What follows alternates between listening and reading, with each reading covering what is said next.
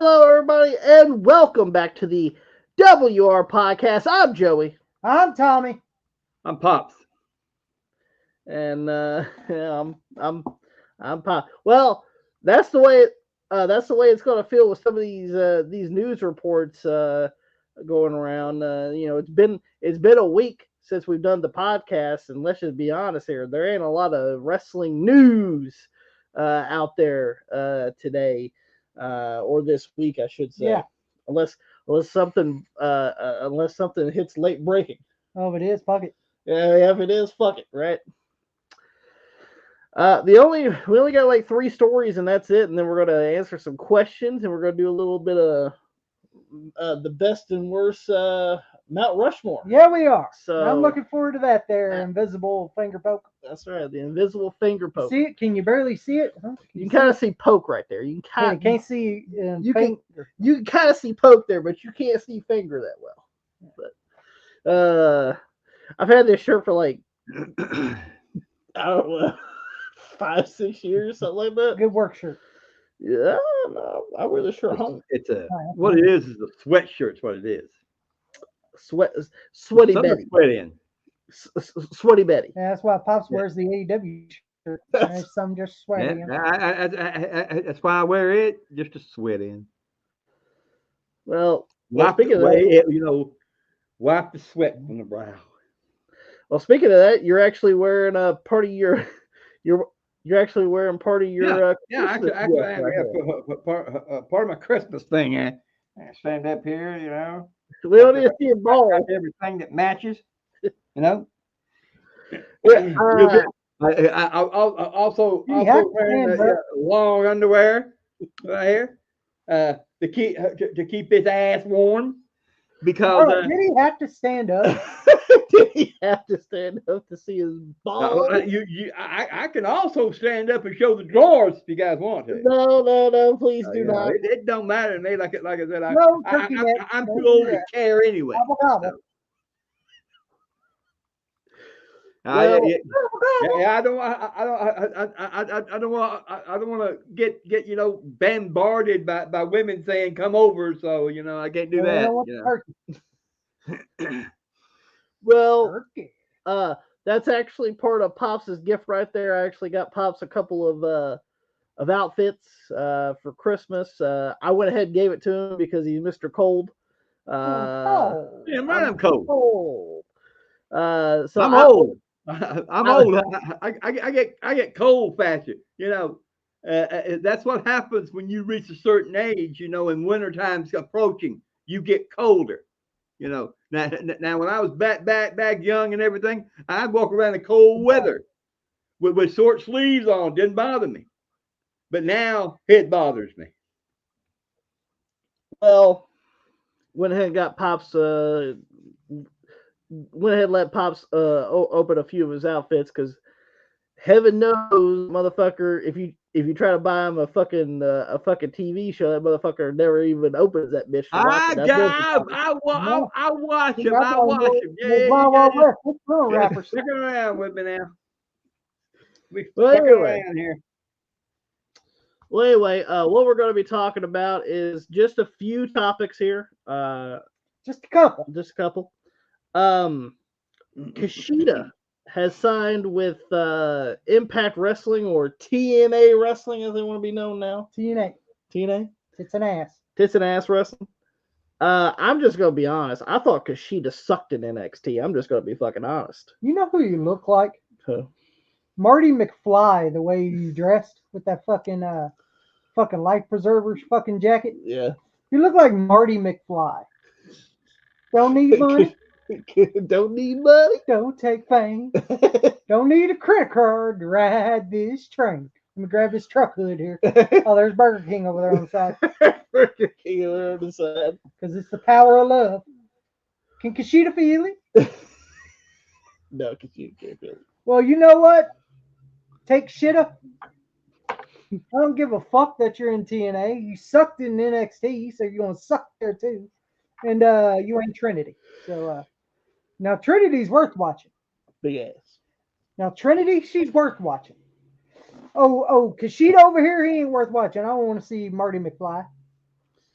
Is he gonna wear? What time is it, Doc? I'm late. I'm late. What time is it, Doc? I'm late for Impact. Late for Impact. It's the power of love. Is he gonna wear his blue jeans, Jay? He probably will in white sneakers. I didn't give a fuck about Kushida in NXT, so why the fuck should I care about him in TNA? Pops, do you even know who Kushida is, really? No. Do you care about him?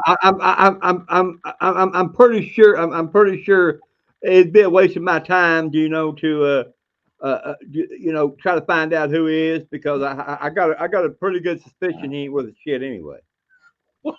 What? What was itching my back? You're making fun of me? Fuck you. Anyway, Itchy. itchy. But you. And okay, so that's our thoughts on that one. Next one, Tommy. Kenny Omega is injured indefinitely. Okay. Especially for the foreseeable future. I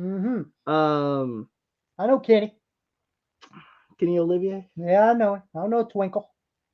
See the twinkle in his eye. Good night. Well, good riddance.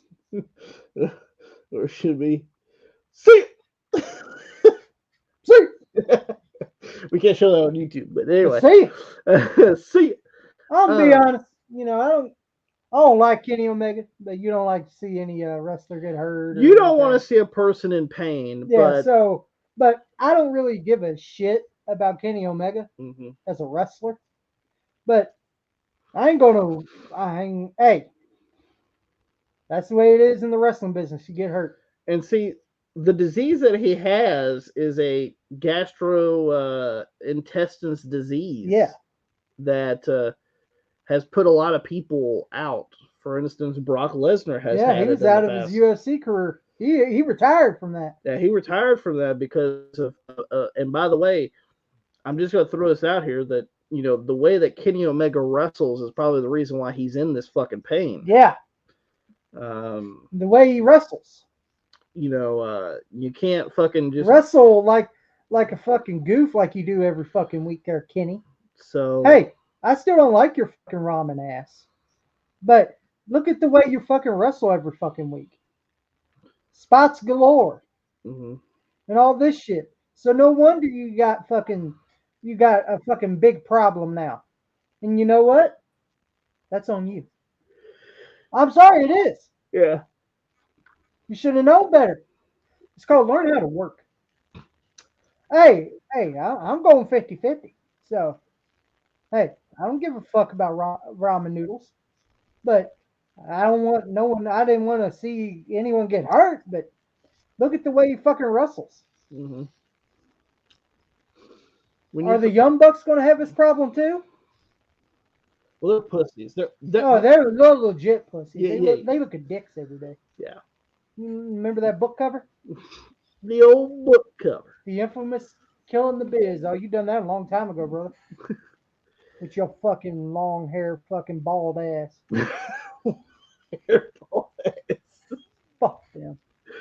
Pops, how you feel about Kenny Omega being injured? Well, is this going to be? I mean, is this right here going to be ending career injury?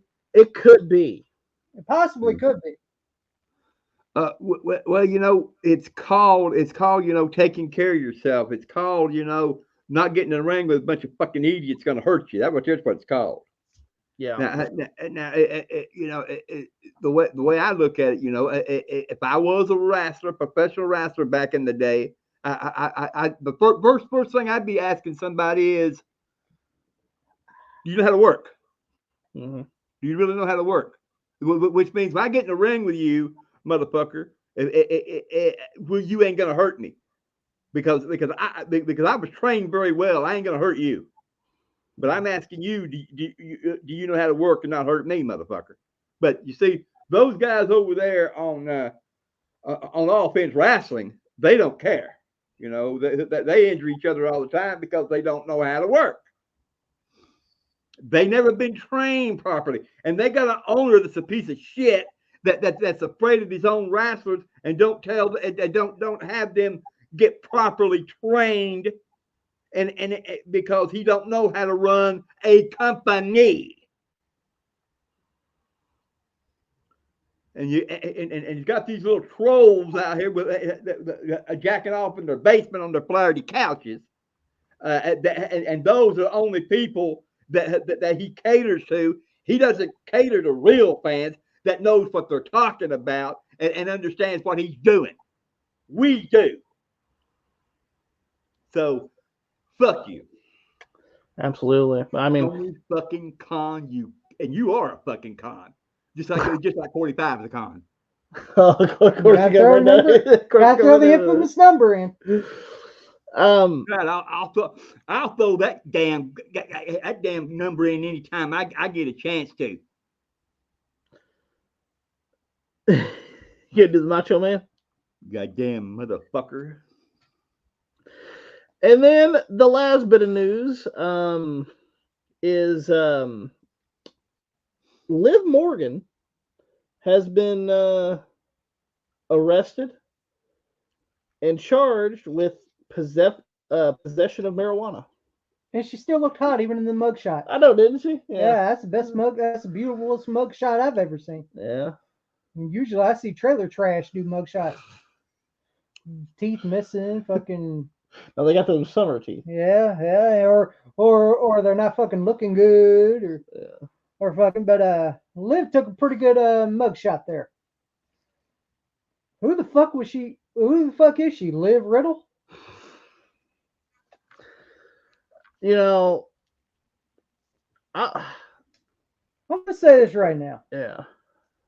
Get off the damn weed. You do a little Stephen A. Smith. Yeah, fuck what? I understand people say, well, weed is from the earth. It helps me and you, man. Well, I don't give a fuck about marijuana. I don't give to me, some people call it medicine. I know someone that does that. So Do they get doolies to pay it for? oh yeah. You gotta get a dually to pay for the medicine.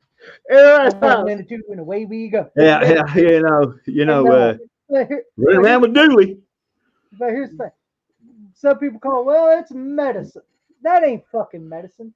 All it does is give you the fucking munchies. You become a fat ass, and fucking, and then you fucking, then you ask what happened to all them fucking brownies that I just ate, or all the food that I ate, or the 4 McRibs, or the 4 McRibs and four large fries, and what happened to all this? Why is my stomach hurt now? It's because your fat ass had the munchies. That's why. And let me tell you, that shit does nothing for you. You could say it does. You could say it solves problems. It don't. It don't. It just makes you forget about your fucking miserable fucking life. That's all it fucking does. So to me, why the fuck do you need that fucking shit? And the shit smells, okay? It smells like skunk ass. Why don't you say what you mean? I'm being honest, it does. Fuck marijuana. I don't do drugs. It's just Only drugs I take is the ones I prescribe. That's what the rest of us say too, Jay. As long as you got a prescription, you're all right. As long as it's got a prescription. The issue that I have with marijuana is it makes people look stupid. It makes people look stupid, and like I know one. I know two. We know a couple, and I know a buddy ran into the wall. He was so smoked up, doped up. Laid out, passed out. Oh, he almost laid out, passed out, hitting that goddamn wall. And you know, you always don't. You don't really make the right decisions when you're on marijuana, and bro, and it's just one of those. I just never felt like I was like, okay, for instance, from what I heard, from what I hear about a lot of people, they say that they smoke weed to get rid of their problems. Well, the problem's going to be right back there after you're done eating 50 million fucking McRibs or fucking large fries, and then you eat all your goddamn shit out of your cupboard. After the high that you get, you're still going to have those same problems. So it don't solve anyway. There was no problem solved that you're going to come back to. Oh, unless you stay fucking high, and some people stay fucking high. Yeah, even do the residue. The residue. Now, I'm not going to sit there and penalize Liv Morgan about it because, I mean, you know, there's a lot of wrestlers that do weed. I'm just going to be honest. There's a lot of wrestlers that fucking smoke it. So. But it was a little weird to hear that she got arrested for it, though. But here's the thing, you know, you should have known better. Pops. Well, I'm you know, speaking the truth and everything like that right there. Back in my younger days, I smoked weed. But I smoked it, and it said, but listen, back when I did it, it wasn't as frugal as it is now. I mean, you really had to fucking travel to get the shit. When I was a young man, a young kid, you really have to travel to get that shit. It wasn't like down the fucking road when I was a kid. You had to travel. And here's another thing. That I think too. These motherfuckers sometimes get so fucking lucky. And I'm talking about some of these motherfuckers get lucky to land the job like in WWE or land the job at anything that makes you good money. And what do? You blow it, you motherfuckers. And another thing is, when I did smoke it, bad guy, it wasn't in my fucking car when the cops stopped me. That's stupid. That is stupid. You never drive with fucking marijuana in your fucking car, ignorant asses. That's your own fucking stupidity. That's true. Squeaky. Let's put some WD-40 on Don't have any. thing. But anyway, honestly, guys, that's it as far as news. That's wrestling news. That's on the wrestling news. Now, not much this week. Not this much this week. But we should say that the holiday season is upon us. Yes, the holiday season is upon us. It's all about 7 days away, about a week away. About a week away from Christmas. From Christmas. The holidays once again are grabbing you by the throat. The holidays are here once again. Get your fucking eggnog. Get you some fucking hot chocolate. You can make your fucking shitty gingerbread house. I don't give a shit. I just you can have all the candy canes. I just rather have some fucking heat. You could well, we ain't got that. Hell, we don't have no fucking heat. We could have all that. You could have your presents, your toys, your trucks, you know. But don't you really think that some fat guy in a red suit came and gave you gifts, do you? You go to your mom and dad with the cash. They're the one with the Guinness. Do a little Bobby Heenan. Right. Well, it's true. You don't really think some fat guy in a red suit came down and gave you gifts, do you? Monsoon, you don't believe these little kids think they wore the pajamas with the feeties in them, put their thumb in their yap, and some fat guy in a red suit eats milk and cookies, do you? Well, with it being the Halloween, not Halloween season, the holiday. I like Christmas though. Christmas is a good. Yeah, the holiday season. You know, once again, Christmas is about a week away. Yes. And I'm just going to we're going to talk real quick. We're going to talk about something that I thought would be really interesting. You know, when you think about Christmas and wrestling, what do you think about usually? Yeah, what do you think about? Like, what are best Christmas wrestling moments, or worse for that matter? Or worse. You know, they're all. You know, there's always. You know, you remember when Balls Mahoney was the evil Santa Claus in the WWE? Yeah, he was part of the $1 Million Corporation doing that too. Yeah, that was worse. That was god awful. Santa Claus. Yeah, Santa Claus. I that believe. Was the fucking shits. I felt sorry for Balls. Give me balls. I'd rather be fucking Boo Bradley back in Smoky Mountain if I had a choice. Absolutely. And come out on magic carpet, right? Remember the song? I'd rather do that again.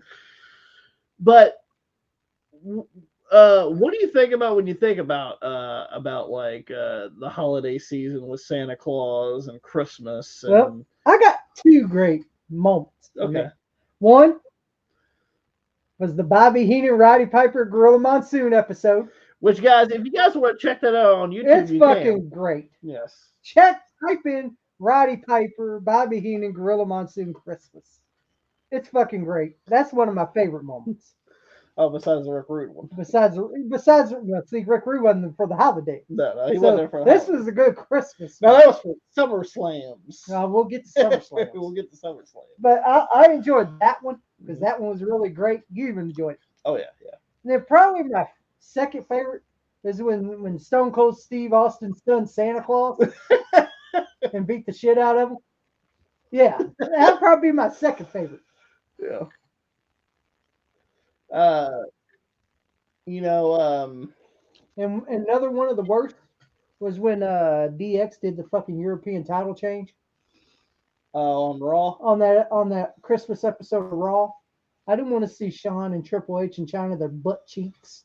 I didn't want to see that shit. I have to go with that one too. That was one of the worst. Did you like when Charlie Haas was Santa Claus? You know what? I don't give a shit about that. I didn't give a shit about that. Like Seton Hall. See all later. I like Charlie Haas. That's probably my two best and two worst.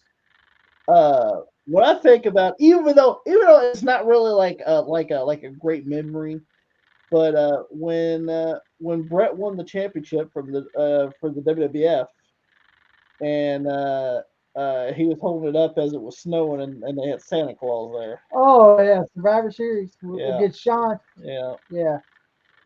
And it was November, not December. yeah, yeah. It's like It was November, motherfucker.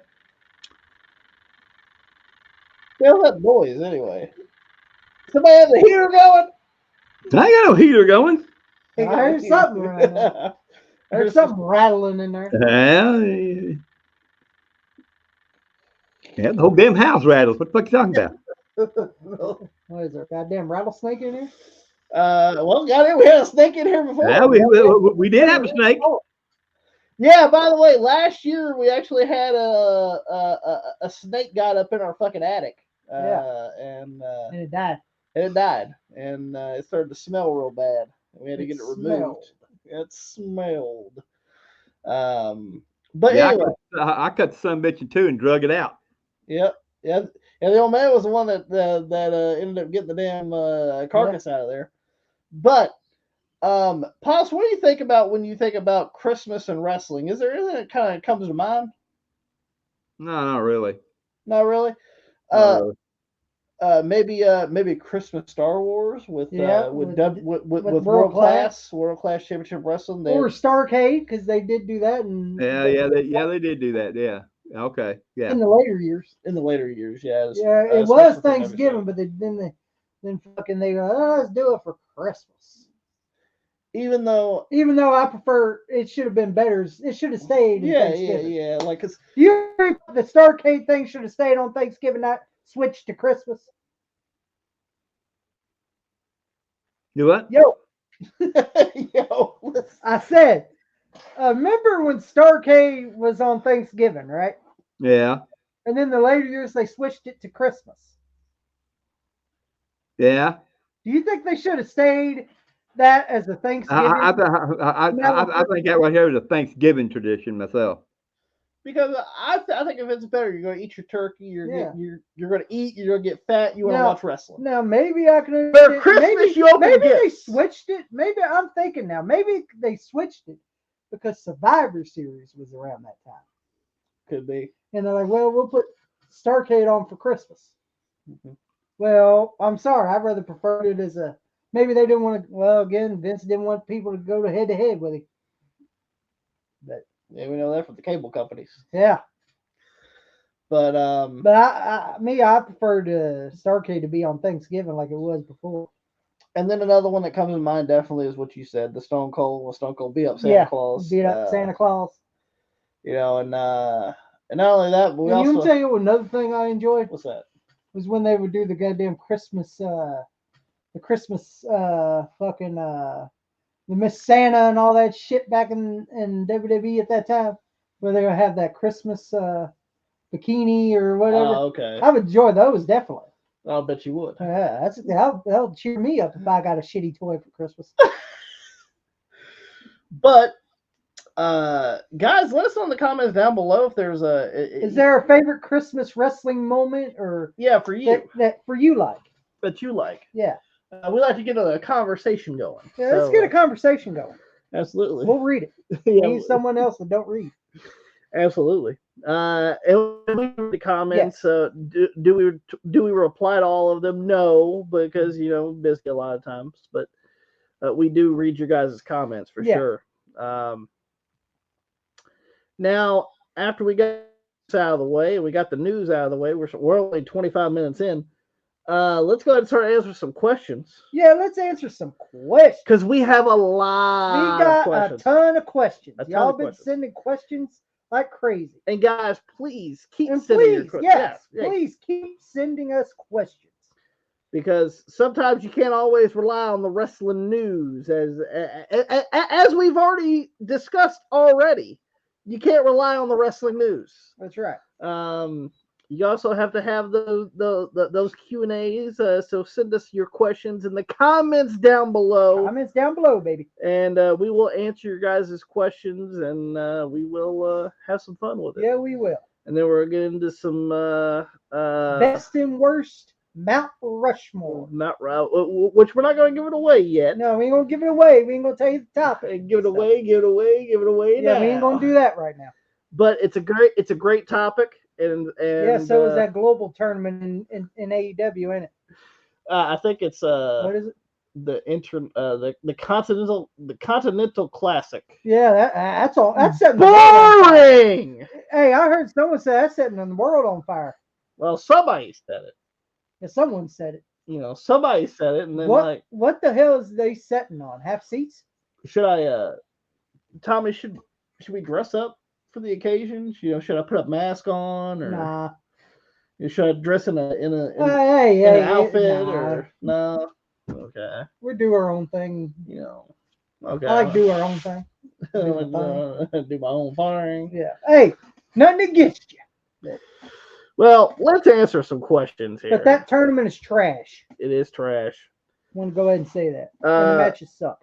We got 4 questions coming from TNQ Ponder. TNQ Ponder, the deal maker, the king of deals, that Tennessee volunteer native. How's the balls doing? By the way, let's go ahead and get a little sports ball talk out here real quick. Oh, you want to do some sports talk before we do answer? You want to get a little sports talk in, huh? How do you guys feel about the NFL right now? Yeah, it's pretty good. Pretty good. I've been enjoying it. My team's okay, I guess. 5-8, great record. At least old Pops' team's still eligible in the playoffs. We ain't got shit to fight for. We ain't got shit. Pops, how you feel about the NFL right now?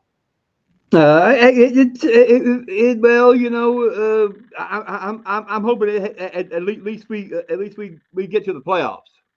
And the way things are looking, we might actually get to the playoffs. I don't know what's going to happen after that. We'll probably lose. But anyway, even if we get to the playoffs, at least we earn money to put on the team. Bring players in from college and stuff like that right there. And another thing is, Cousins will be a free agent, and his ass can go anywhere he wants to. Get your ass out of here. That's what I'd be telling. Get your ass out of here. You're a free agent. We don't need you. Yeah, he's a 45 supporter. Pops don't like those. Oh, yeah. I don't like these motherfuckers. Pops don't like those. Let's go ahead and go with TNQ Ponder's first question. Well, he gets it. A lot of jobs is going to go. I just want you people to know that. Well, let's answer these questions from our good friend TNQ Ponder here. I do. Anyway, the first question is, do you see Ric Flair managing MJF? Please do not bring MJF down, even though he's already down low as it is. Let me go ahead and say something here. Mm-hmm. Wings! Wings! Let me tell you something. Do I see Ric Flair managing MJF? I just want Ric Flair to not get in the fucking ring. Yeah. If he wants to be a manager, fine. I don't give a fuck who he manages. But here's the thing: MJF as the world champion to me is a joke. He's a joke. I used to like MJF. Now he's just fucking boring. Well, you don't like seeing Adam Cole Jelly Roll there? No, and I don't like what he does. You don't like their fucking excursions with Captain No, Insano? No, what the fuck? And to be honest, he is a joke of a world champion right now. Mm-hmm. Like he is. I'm sorry. I used to like MJF. Now that he's gotten stupid, I'll take boring ass Rollins for crying out loud. Fuck, I'll take Rollins. At least that motherfucker can work fucking circles and everything else. His fucking promos are bland and his gimmick's fucking bland with his Liberace jackets. But at least that motherfucker can work good. Yeah. Fuck MJF, fuck. He was doing good until they made him a fucking joke. So I assume you don't want to see Ric Flair manage MJF. He can manage anybody he wants as long as they keep hyping up that fucking woo energy and woo wings and whatever else fucking Slippers Flair wants to fucking hype up.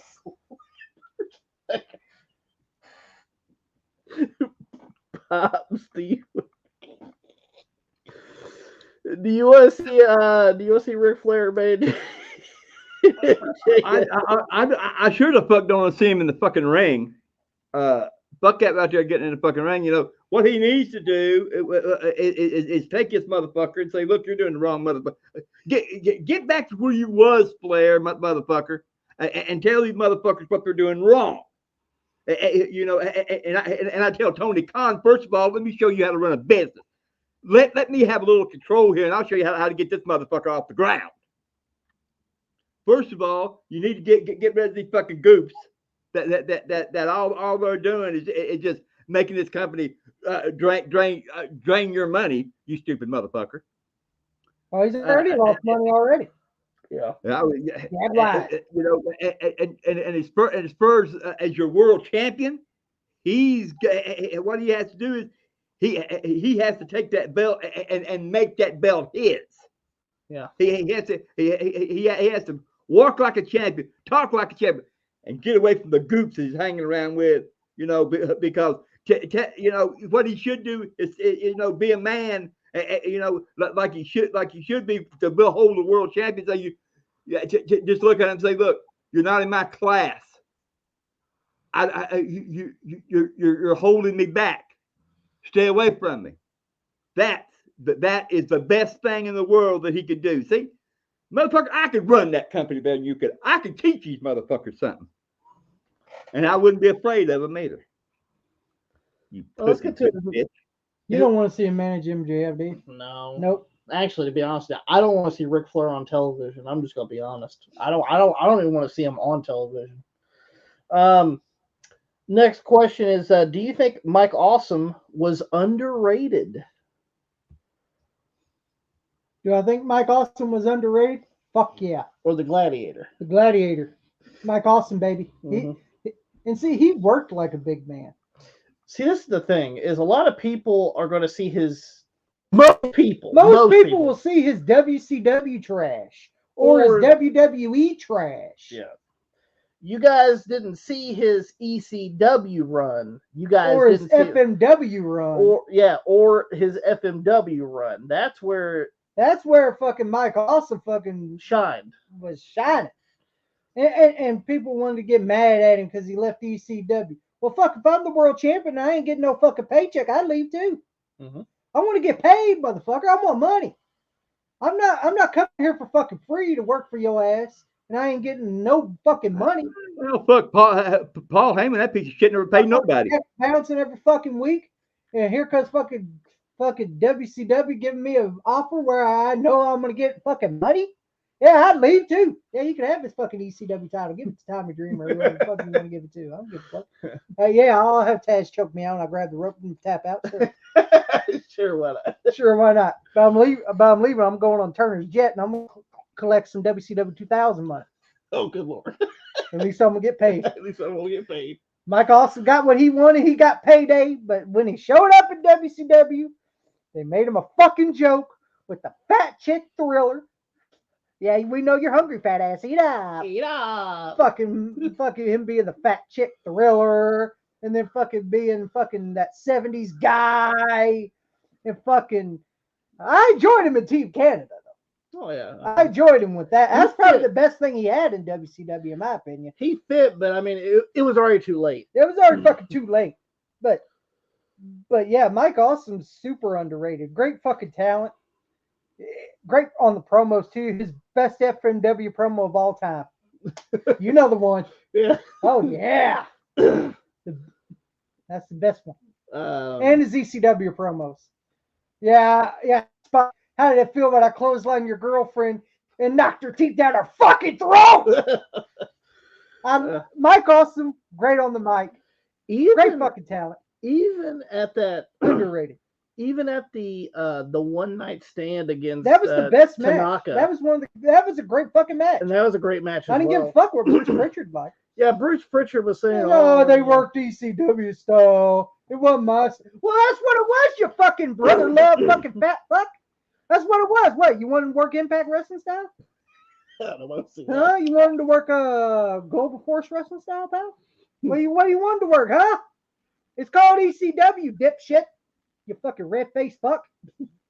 Oh, we know another red face. Yeah, I know a lot of red-faced fucks. Who hands out fucking $500 fucking pins. Ain't that right?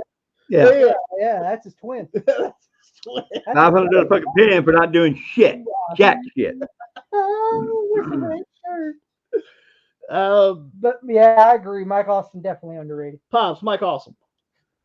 Definitely underrated.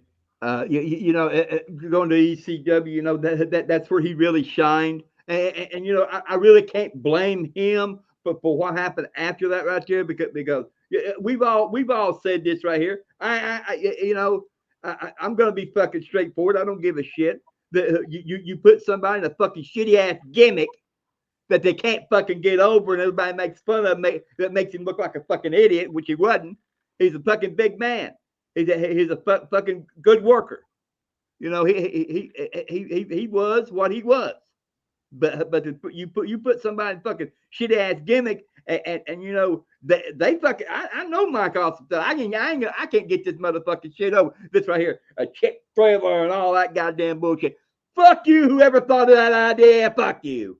Who do you think it was? Vince Russo. Not only that, but even after the invasion, you know, him going to you know, the only claim to fame he did in WWE was the hardcore title. I tell you what, both companies fucked him over. Like all his claim to fame, he could work. He was good on the mic.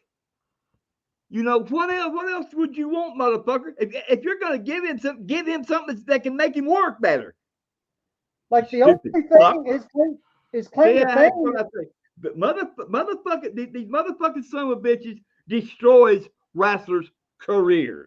That's what they do even before their fucking career of making good money starts. You're dead right there. You're dead right there. You're DOA right there. The only thing that he did in WWE that was memorable was when he showed up as a surprise and he beat Rhino for the Hardcore Championship. And that didn't last too long either. No, that didn't even last too long either. That's all you remember. Because then all they did was make him a fucking jobber. Yeah. With the shaved head. Yeah. Everything else. And I like Mike Awesome. He was a fucking worker. And he did, and by God, he did a lot of shit in that ring. I suggest anybody go watch his ECW and the best thing he did. If you people want to see him really work good and how big fucking talent he really was, go watch the matches when he was in ECW or FNW. I would even say FNW too. Go watch him face people like Tanaka, Hayabusa, Mr. Gano's Day. Mr. Pogo, Leatherface, Leather. he even won the brass knuckles heavyweight championship Yep. there, and actually, he was the one that actually kind of merged the brass knuckles championship into the FMW World Heavyweight Championship Yeah. in Japan. And like, you can find it right here on YouTube. They actually Yeah. have, which I have the entire collection in my room of the FMW DVDs.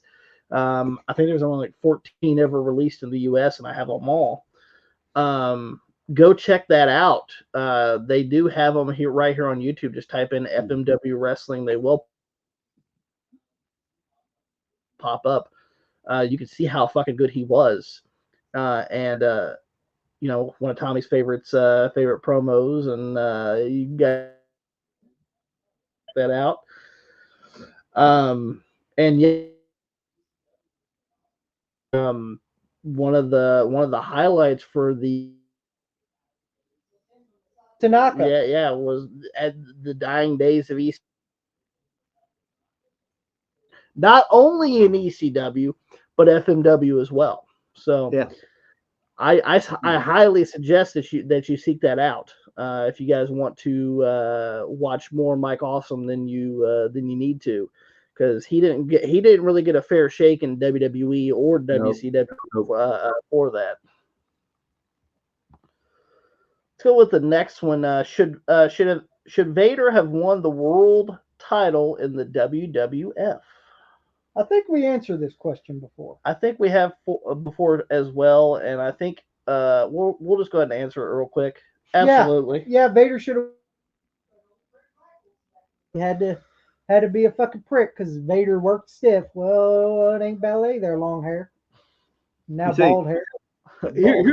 here's what people don't Yeah, understand. Vader should have been champion. Absolutely. Japan's a lot different than America. At Than American SummerSlam. wrestling. They are stiff. Vader was stiff. He was a stiff wrestler, and it come from being in Japan so long. That's right there is what it was. You know that's like Bruiser Brody. That's like Stan Hansen. They wrestle stiff because they was in Japan for so damn long. You know, people don't understand that. Japan and American wrestling are totally different. You just don't understand how different it really is. So, Pop, should he have been WWF champion? Oh fucking hell yes! But like always, it was backstage policy, dictatorship. If you really want to know the truth about it. Yeah, Shawn Michaels. Yep, Yeah, exactly he had his right. hands in the bunch. Exactly. And that's You how know, Phil Pop. Shawn Michaels, He ate cookies, though, Shawn didn't he? Michaels You know, he ate pulled ten. his throat out, and that right You there. know, you ate stopped his that. cookie, didn't you? Didn't you, Sean? You want to eat it now? I wouldn't if I were you.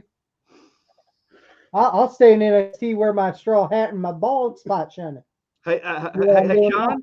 I'd like to say, you know, to me, hey, Sean, would you want some sunny days now? I don't think he'll want that now. No, those are ruddy days right there. TN Couponer's last question is, and this is a fun one. Oh, this is a fun one, huh? Who would win a rap battle between Tommy and Damo from the Border Leaders Wrestling Podcast? Well, I'm gonna tell you right here, right now. In the rap, And guys, Damo is a rapper. Yeah. If you guys want to check out, a great fucking rapper too. He's better than old fucking Jay Lethal Jr. right here. You know Jay Lethal. Oh yeah, I know Jay Lethal. He's way better than that motherfucker. Yeah. Right. Yeah, Where you learn right. that from, Sable? No talent, so yeah. Damo, a great fucking rapper. That's right. And so is that. Definitely. I'm also gonna go with Damo. Yeah. Also, go ahead and check out the Bone Leaders Wrestling Podcast, and also check out a little bit of this and a little bit of that with Jamie B, Asap Tokyo, and Damo. That's right.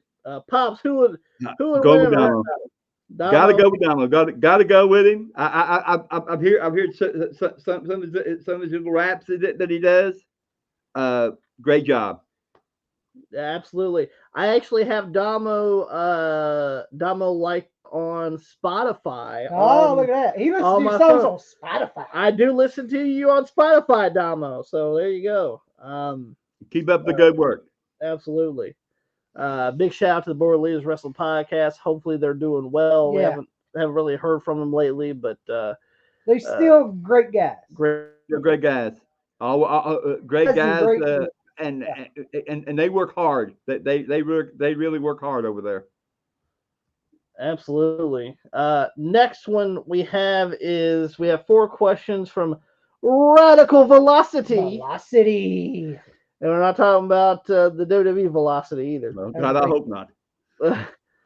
What is a song that you think of would have been great to use? Wasn't. That's tough. That's a tough one. Um, a great song that could have been used as a pay-per-view theme. Remember Fastlane? Is that a song or is that No, pay-per-view? you remember the pay-per-view they had? It was WWE Fastlane, right? Yeah. Well, they could have used Bugatti by Ace Hood. Up in the new Bugatti. That's right. There you go. No. Ace Hood Bugatti on No. goddamn WWE Fastlane. No, Fastlane. What they should have used was the Eagles. Was the Eagles song called Fast? Let's see, what was it?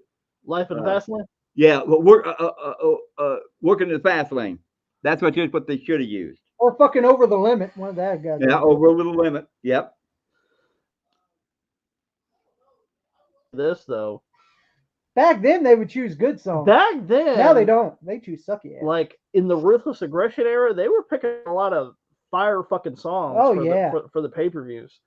Like even some of the ones in the like the late 90s, I know they also they also had Highway to Hell by Yeah. AC/DC. Yeah. They were choosing some fucking good Yeah. songs. They were choosing some good songs. So I'm not really for sure what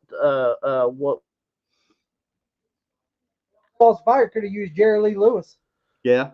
they did. Oh yeah, they did. They didn't Yeah, they did use Jerry Lee Lewis. But it was kind of like an updated Yeah. version of it. Which Yeah, kinda sucked. updated version of his song. Yeah. So unfortunately, I really can't answer that question, to be honest with you. That's a little rough. What were your thoughts on Shark Boy in TNA? Shark Boy. Ripoff. Yeah.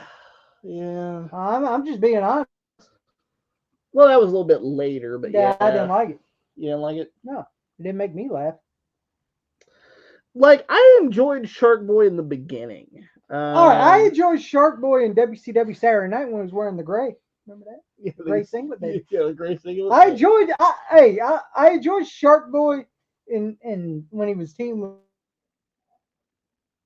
one of those skits with New Jack. The Hulk hand. Oh yeah, the Hawk hands.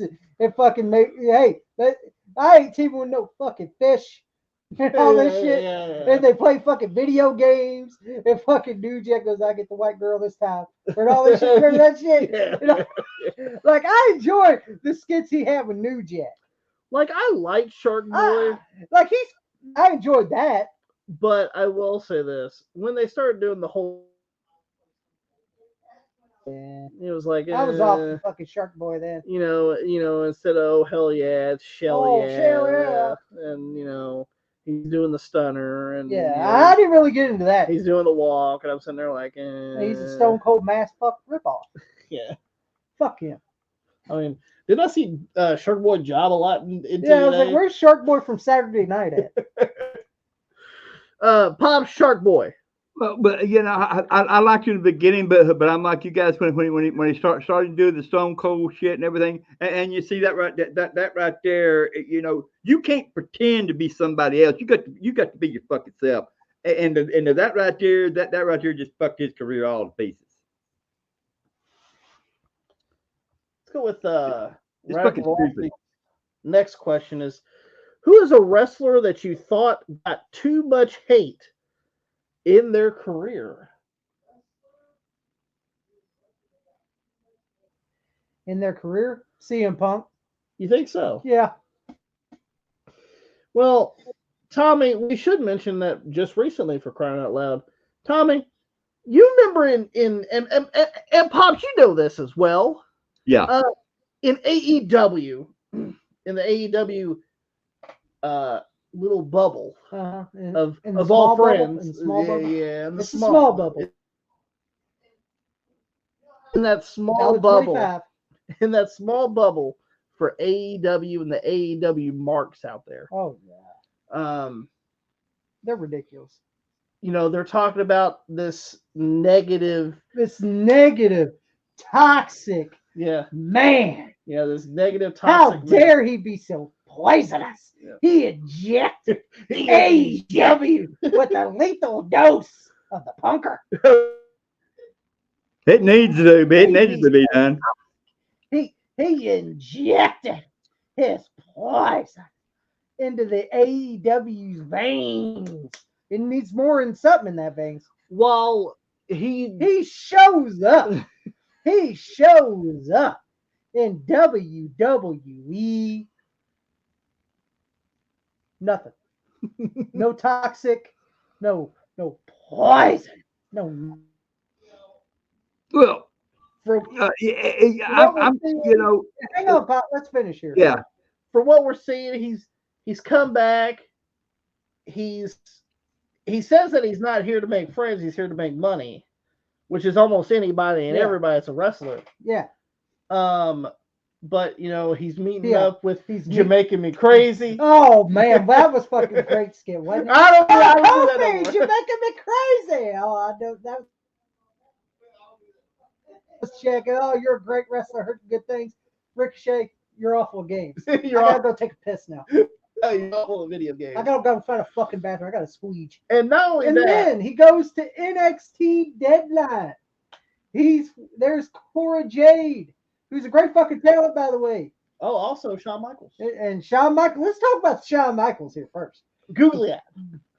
Who's actually, I would say this, he's doing good in NXT. Job in NXT. And CM Punk comes out, he's wearing the Bret Hart hoodie, baby. That's right. He's rocking the pink. Yeah. He does the Shawn Michaels pose, comes on out, and fucking Shawn, nice merch. Yeah, I don't have my HBK merch with me. And fucking they take a selfie. CM Punk puts it right up there. You see Michael's eyes going like this. Well, he said like a salamander. He said, listen, if I can get along with Triple H, I could get along with Shawn Michaels. And then by Cora Jade is cutting a promo saying I've been wrestling for 5 years now and all this, and CM Punk's back. I remember seeing him when I was a teenager, got an autograph and all that. Then here comes Punk sneaking up behind during her interview and says, "You're doing a great job. I'm proud of you. Keep up the good work and all this." This guy is so toxic. He's a toxic. That's how toxic CM Punk is. Not only that, but I just seen a post with him and Nikita Lyons, and Nikita Lyons even said, "Thank you for your knowledge. Yes. Thank you for your time." So this guy is so damn toxic. It's so toxic that they got to put a biohazard sticker on CM Punk. Okay, you should take the Pepsi off to put the biohazard tattoo now. That's how threatening CM Punk. All right, Pops, you got something to say about that? Yeah, you know why they're so mad, don't you? Because he got tired of playing with kids. He wants to go up there and play with professional people. Because he don't take no shit. He tells the truth. You know, I look at you. I'm tired of babysitting grown men that don't know how to do anything. I'm gonna go over here that people knows how to wrestle and make me some fucking money and get my popularity. So fuck you. So mine's CM Punk. So what's you guys? Pops, who is a wrestler that you thought got too much hate in their career? We can come to you last. I'll think about that one. You want to think? Yeah, I'll think about that one. I'm gonna go with. He's starting to get a little more praise now, and I even hated him at some point. Triple H. I thought he got a real bad rap. And I'm just gonna be honest here. Rightfully so. Yeah. During the terror Oh boy. of him being the world heavyweight champion of Raw For so damn long. for so damn long, barely losing it to anybody. Or he'll lose it and and get it and right get it back. back in a couple months. Yeah. But I will say this, like, and also before that too, I wasn't even a big Triple H fan then either. Like, even back then either. And I'm talking about in the '90s, for crying out loud. I wasn't even a big.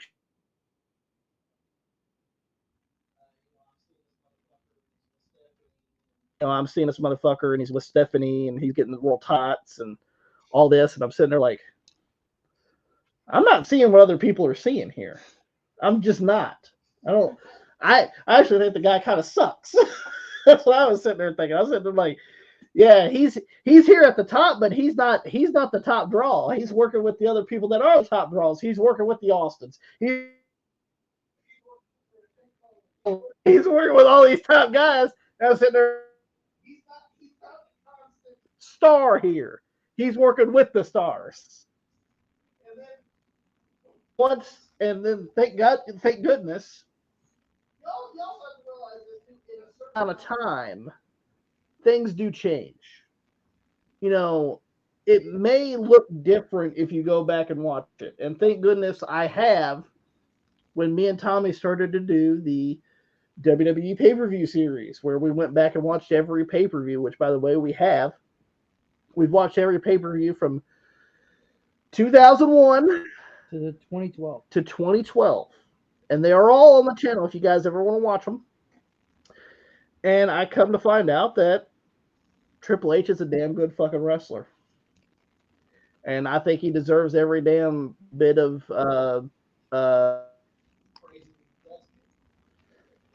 and he's even doing a fantastic job as running a company as well.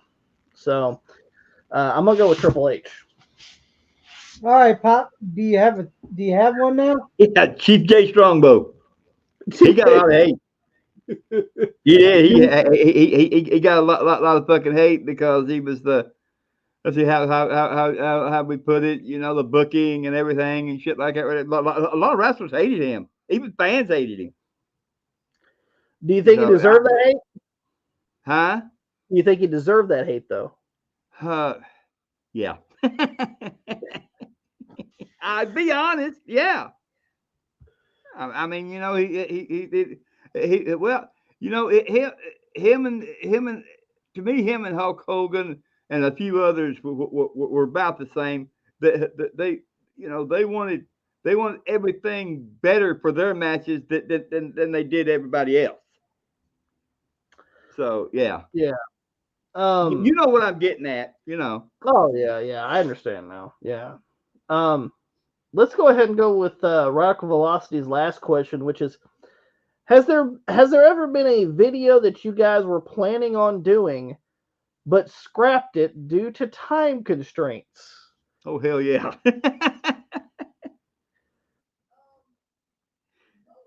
We have done. Yeah. I will say that. There have been a few where we did have to scrap them. I know that there are a couple of WR cafes we had to scrap because it just didn't turn out right. Because the shit, especially that new fucking WWE cookbook. Yeah. So I'm going to say the WR cafes. And I got another one. Yeah. WR visits. WR visits. We actually had that wasn't our fault though. I mean when you got a guy that's a booker and he gets mad at you because you did better for his own company than he could ever do, and gets mad at you, stuff like that, you know, then you know that I was sure just proves to me that we know his product better than he did. Well, we had to scrap completely WR visits completely because of One guy really didn't care. He was honored. Yeah, the guy, because we use a couple from a few guys using indie matches and stuff, and we actually got a sub for one of them. He actually subbed to our channel because of it. But we we got flagged a few times because this guy was mad that our video was more popular than his original video. He filed copyright claims on it, which is the same reason of I don't know why like the flea market guys that do the flea market wrestling thing. Yeah. I don't see how they get flagged. I don't see how other people don't get flagged for using copyrighted material. I don't understand it. I see, like I said, I don't understand. I see and we even had indie workers sub to our channel because of their videos. Yes, I see people do videos and have people's music on while they're doing the videos, and I'm like, how come you ain't getting a flag for that shit? That's copywriting. I don't understand it. Well, I mean, but then again, you know, some people that are making like YouTube actual real money, like I guess like Sniper Wolf, for instance, she's taking shit off like TikTok and shit, and that's using other people's footage, but she's allowed to do that apparently. Yeah. No, well, you know, I'm going to say it straight out. You know, it really ain't what you know, is who you suck. YouTube. So there you go. Same with the Paul brothers. Yeah, same thing with the Paul brothers. And by the way, who's the U.S. champ? Logan Paul? You ain't in the top 5, bitch. What the fuck are you smoking, Blondie? Blondie. I'm sorry. I think Jake Paul, you're a fucking bitch. A bitch. Yeah.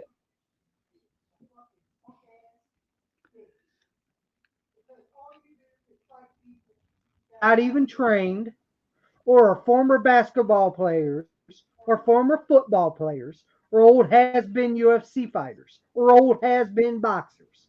Let me know when you fight a real man, bitch.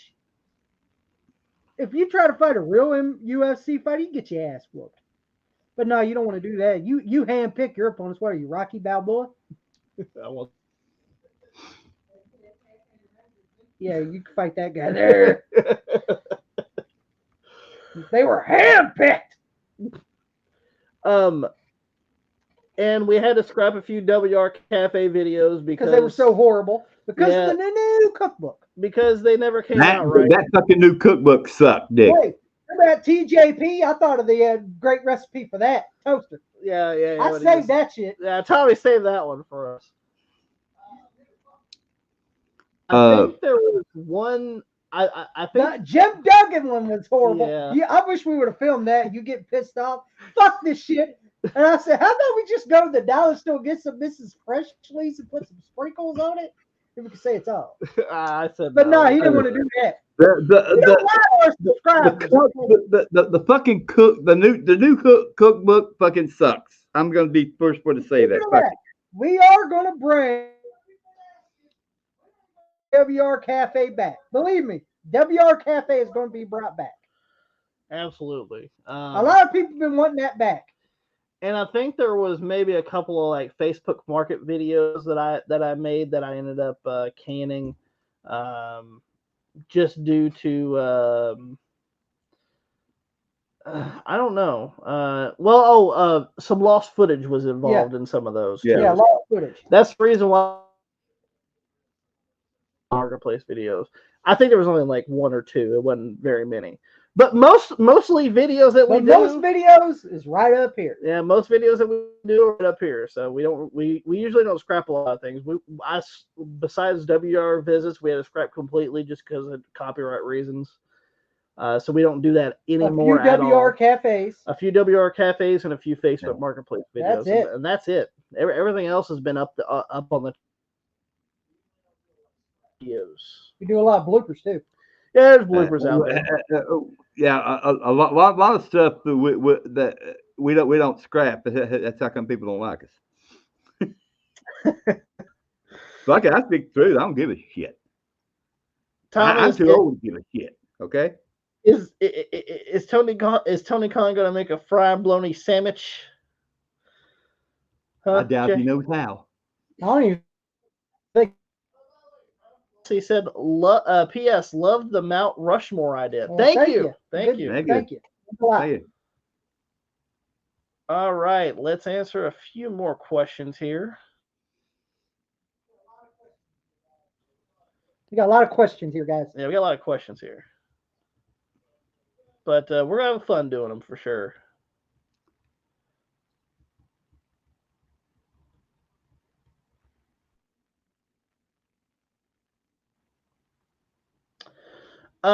We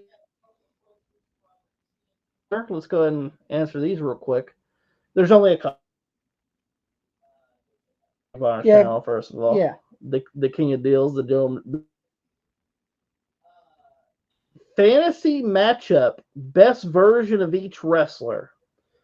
Who would win? Who would win? And they have to be the best version of their time frame. Hayabusa, as Tommy calls him, versus Seth Rollins. Well, that's easy for me. Hayabusa. Hayabusa for sure.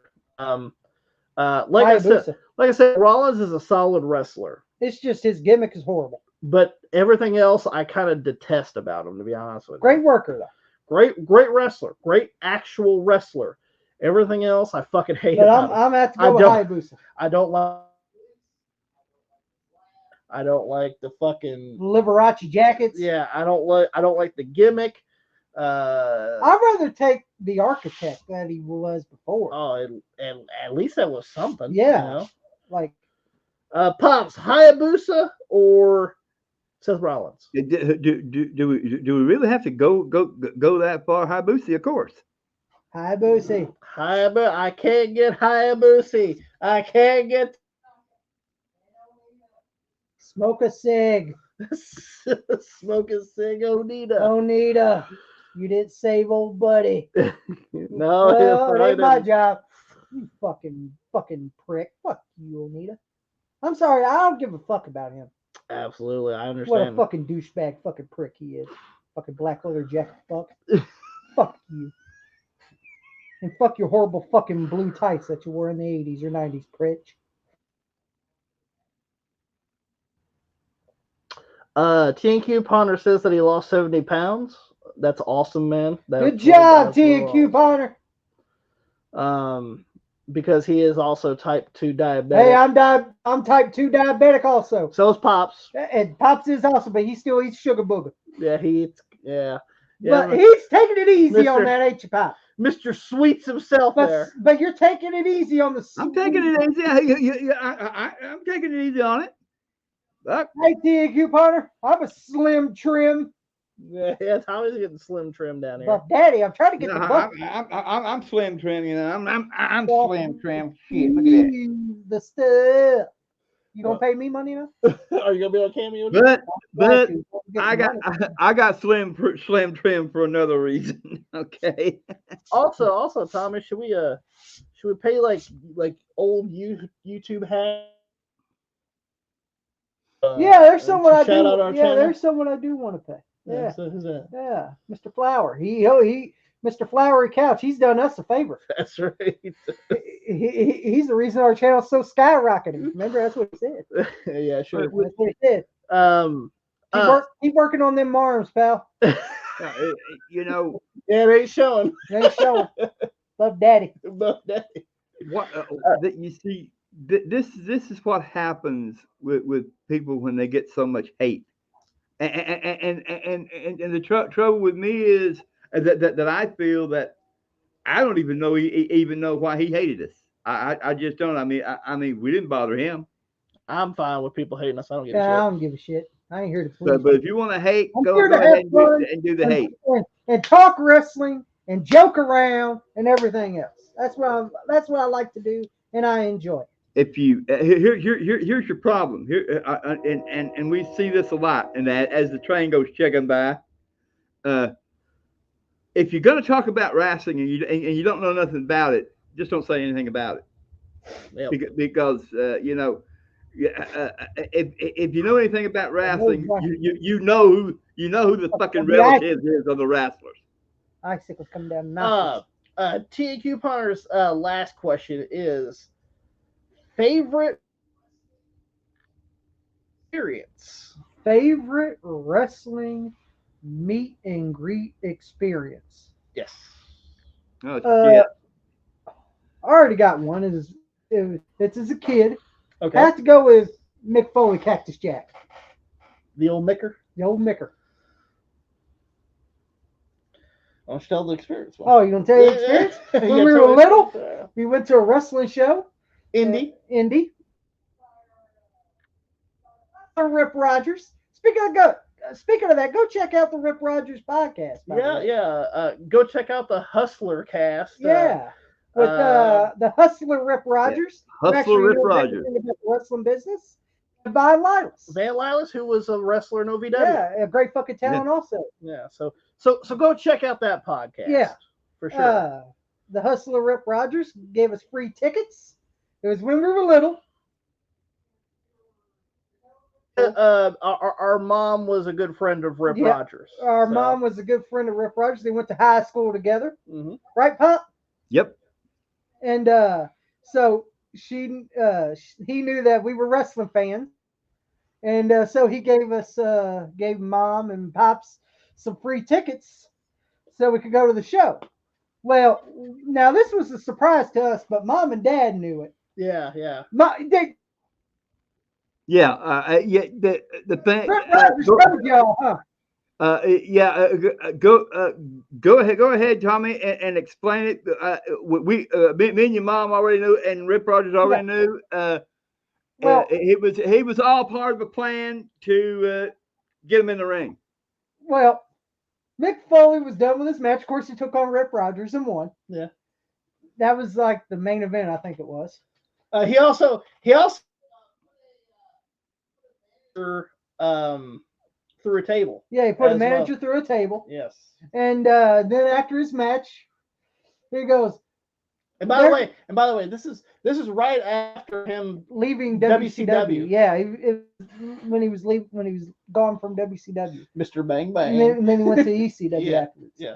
And that was during this transition. Yeah, and also he's proud to take a picture with Cactus Jack, right? So he's looking, and he goes. That's how he did it. Yeah, I did it. He went like this. Who's he pointing at? And then mom and pop goes, he's pointing at you two. Yep. And then they led us through the rail. We got in the ring, and Cactus Jack goes, I want y'all to do this. Yeah, that's what he told us. Right? And as a matter of fact, let me just stop you. As a matter of fact, they got the original picture still to this day. You still got that picture. Mm-hmm. And so man, Cactus Jack Mick Foley was explaining to us, I want y'all to go bang bang in the photo. And at this time, I was 5, and I was 6, and Tommy was 6. So we did the bang bang, and he got down on his knee. Yeah, he got down on his knee. He goes, I want y'all to go bang bang. Got the picture, and he shook our hands, and then we got out of the ring. Yeah, and then he left. That was probably my favorite wrestling experience, because that's my favorite childhood memory. I'm gonna have to agree with you on that one for sure, because that was one of the big deals about that show was Cactus Jack was going to be there, and he was the big star that was there. Yeah, he was a big. Because we watched WCW. He just left WCW, and we were watching a lot of WCW at that time in the early '90s, and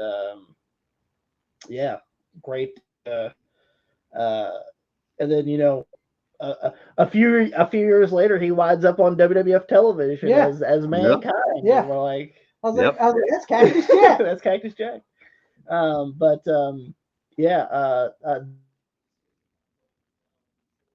Pops, is there a favorite meet and greet experience? Oh, I got 2 of them. All right.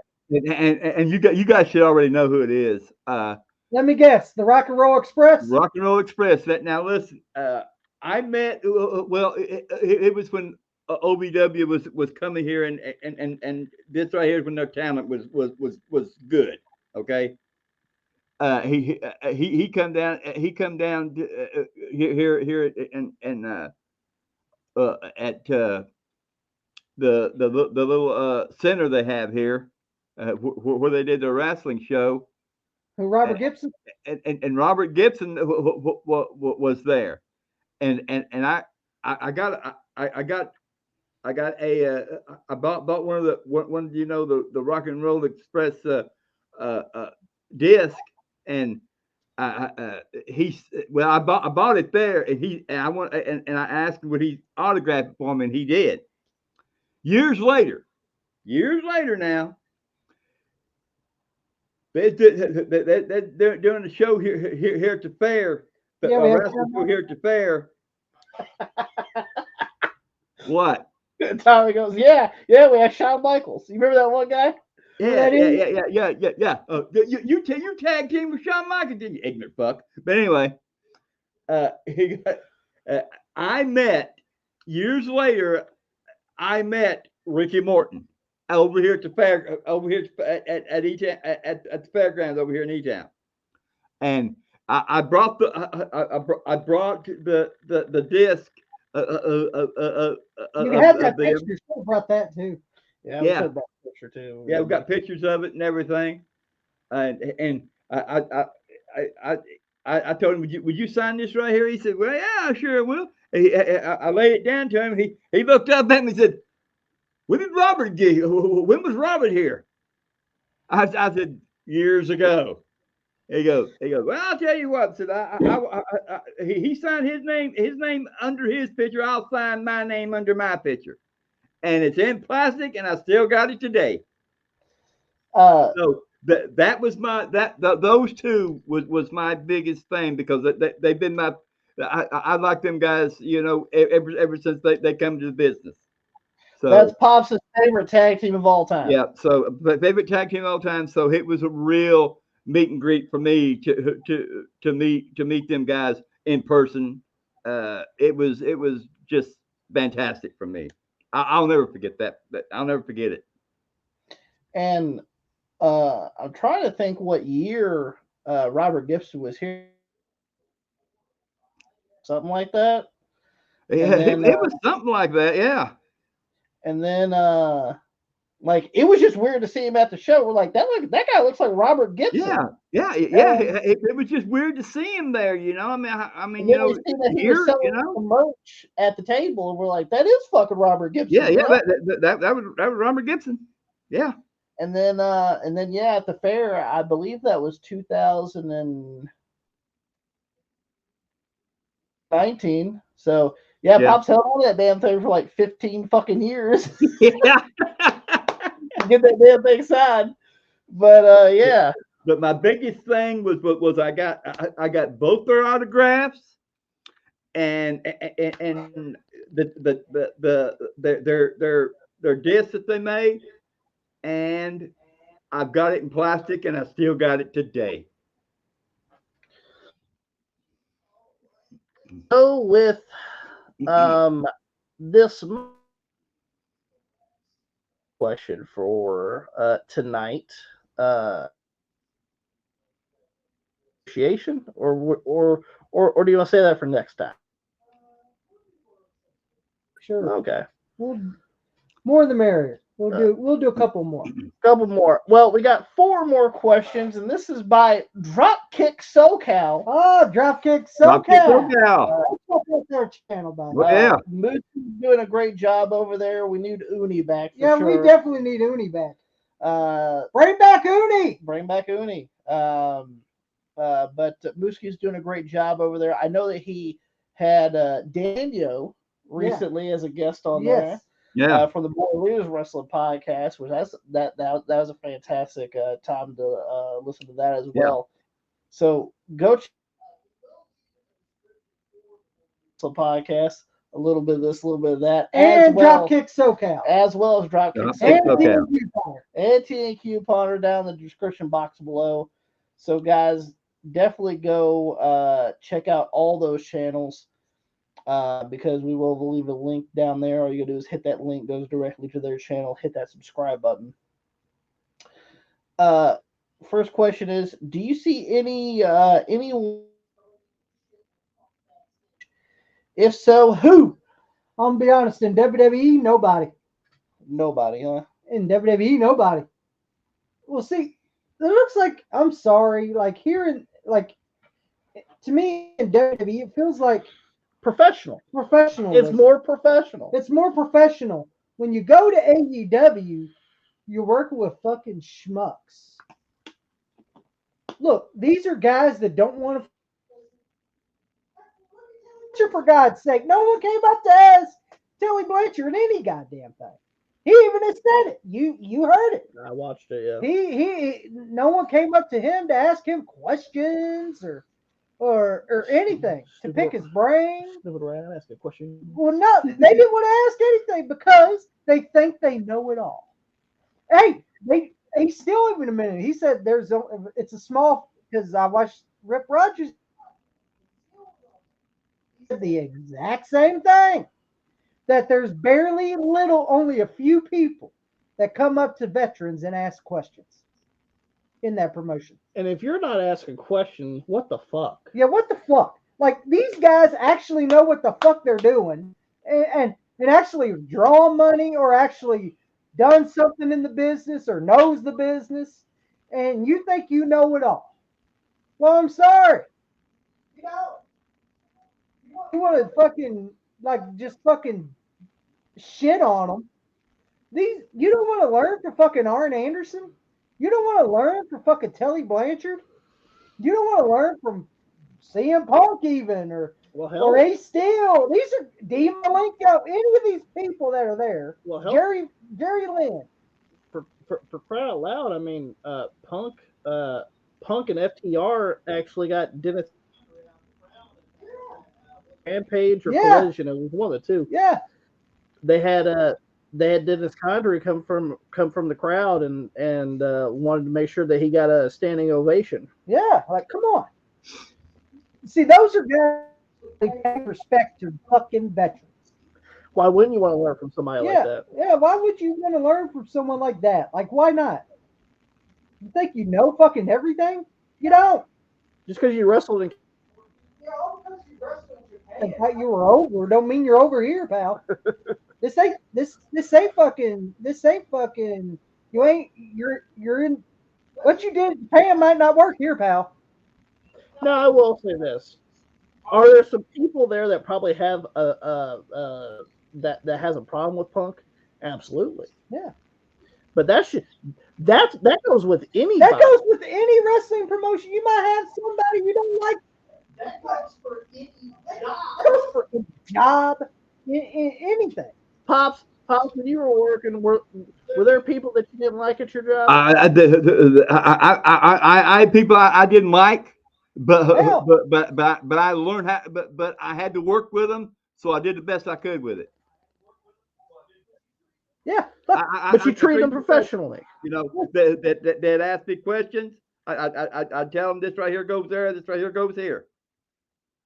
When even though you don't like the people you work with, you still got to work with them, and you got to treat them with respect the same way they treat you with respect. When I was working at McDonald's, there's people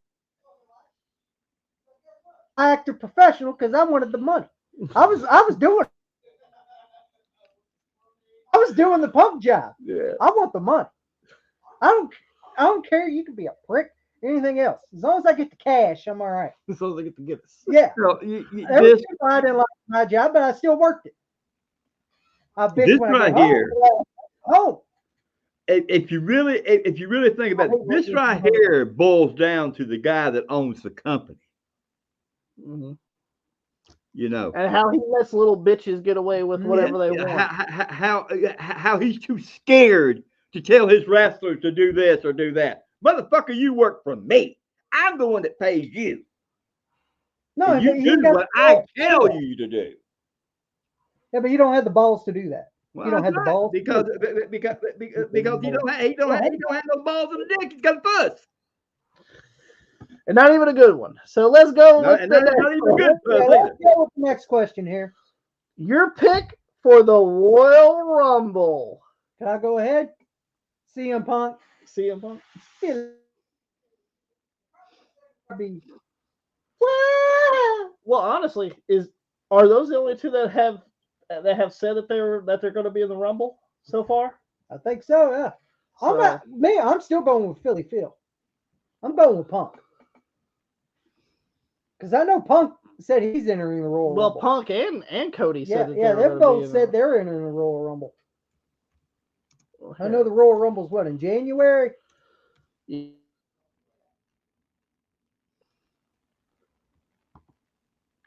Well, here, while I pop this up. Okay, I don't think they have anything really about Royal Rumble so far.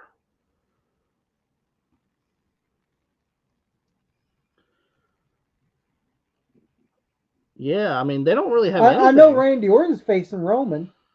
Yeah,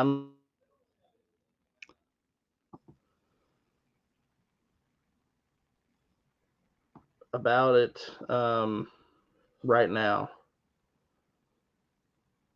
Yeah, they don't have anything for the Royal Rumble right now.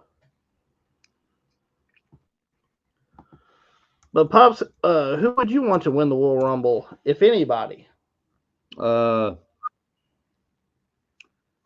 I'm going. I think I'll go with Cody. Bailey's in the Women's Royal Rumble.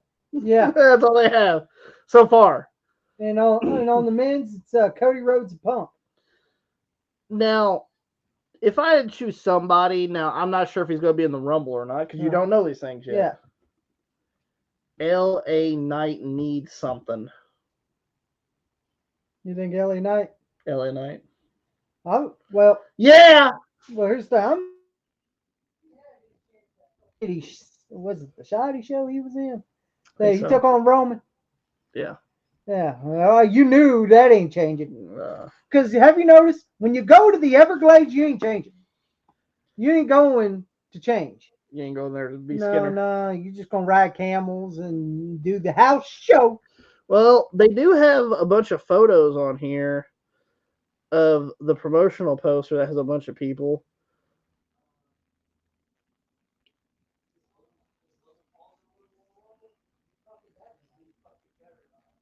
Punk or Cody? I'm fine with either Punk or Cody winning. And once again, I definitely want to see LA Knight. I do want LA Knight to do something. Rise to the occasion as well. Now, Pops, who did you say? Cody. Cody.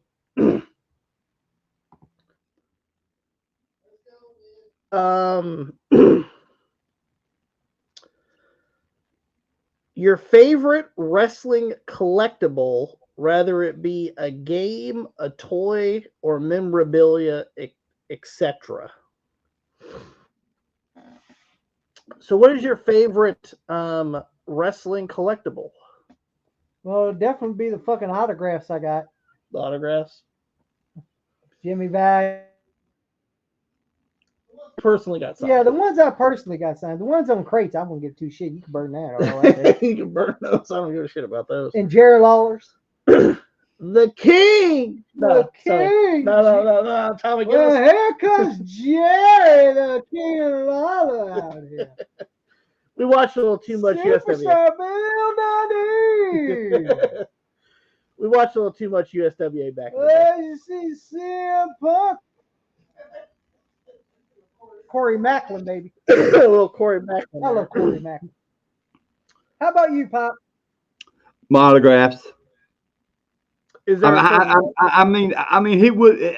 I mean, he wouldn't mean anything to anybody else, but it's a sentimental thing with me.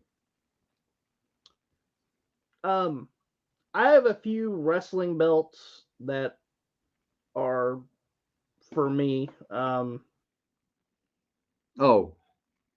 Yeah.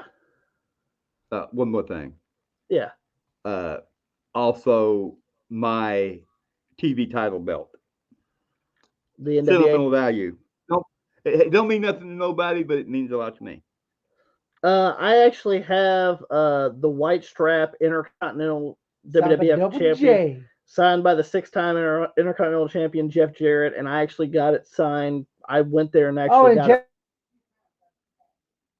sad.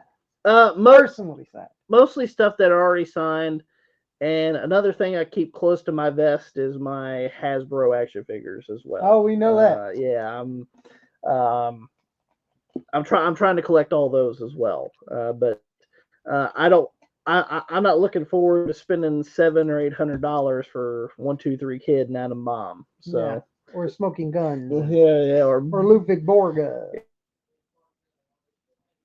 Sorry, but And Kamala with a moon. We all got something from wrestling and wrestling, stuff that we got that we, like I said, we kind of cherish that stuff. yeah. Next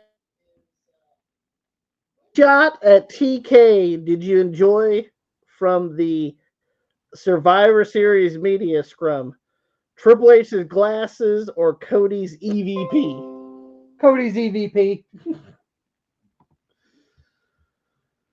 I just think it's funny when they just make fun of like goddamn Tony's cunt stupid ass. I don't give a fuck who it is. As long as they make fun of that clown, I don't give a fuck. It's a great day.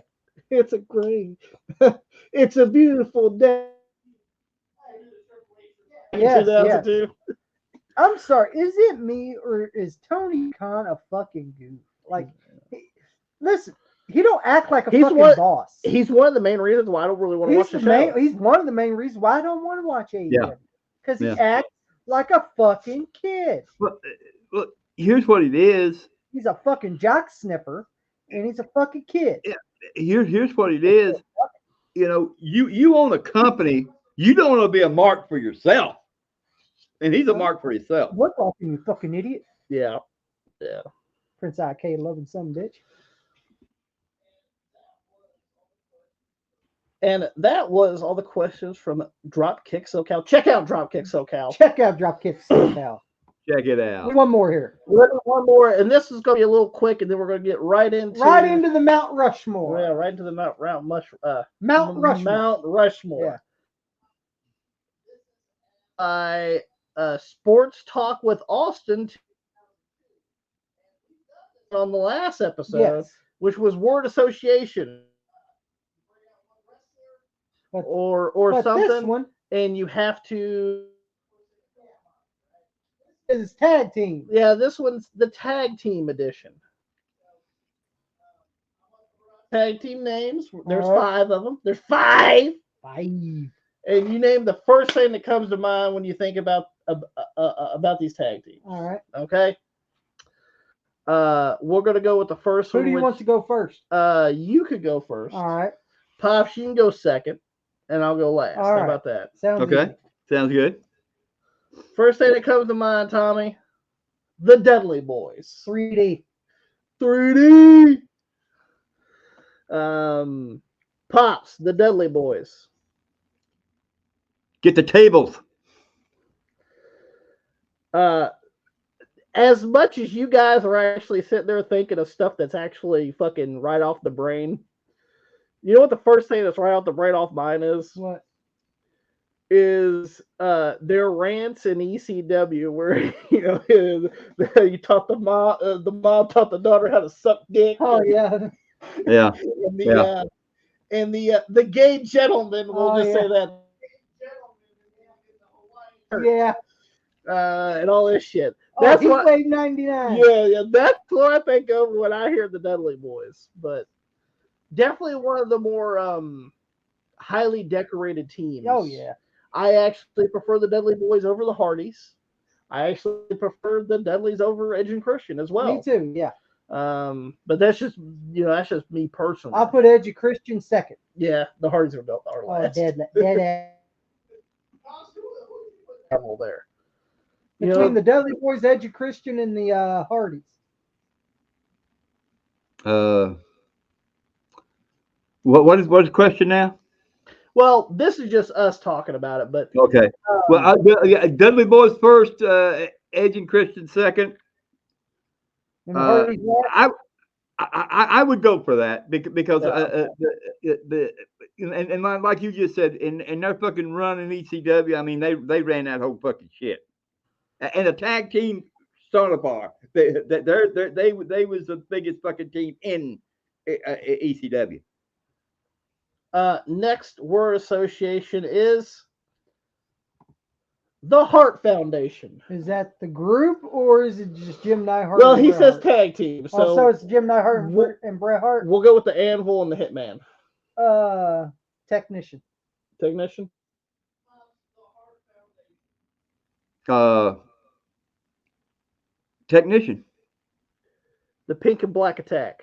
Yeah. That's what I think about when I think about the Hart Foundation. I love that fucking Anvil holding Yeah. him and Brett does the clothesline. I love it. I love That, it. you see that right there. That right there. You see, to me, Bret Hart was the technician. And Neidhart was a guy. Jim Van They Neidhart was the complemented group. each other well. Was the power was the power guy. Or we can do a little stew. We got the Yeah. big rhino out there, big son of a bitch. Let's go with the next one. Big bastard. Big bastard. All right, next one. We got for number 3. First thing that comes to mind when you think of beer, money. Well, I think when I hear beer money, Yeah. he's from the country. The theme song. He's from the city. Probably one of the best tag teams in that era in TNA. Oh, yeah. Actually, thinking TNA history. Yeah, but what I think is he's from the You country. like the theme song? He's from the city. Pops, what do you think about beer money? What do you think of? The feud with them and Motor City Machine Guns. Probably one of the top feuds that there is in TNA Yeah. history. TNA tag teams. Yeah, like don't be wrong. I know the Dudleys went to TNA, but We're talking about original tag team feud. you know, I'm gonna have to say that was a good one around that era. Was Motor City Machine Guns versus Beer Money. They always put on great matches against each other. that's the same thing I think about. I think about the theme song. Yep. Love it. You know, at the beginning, the Yep. yell, the beer, and the money.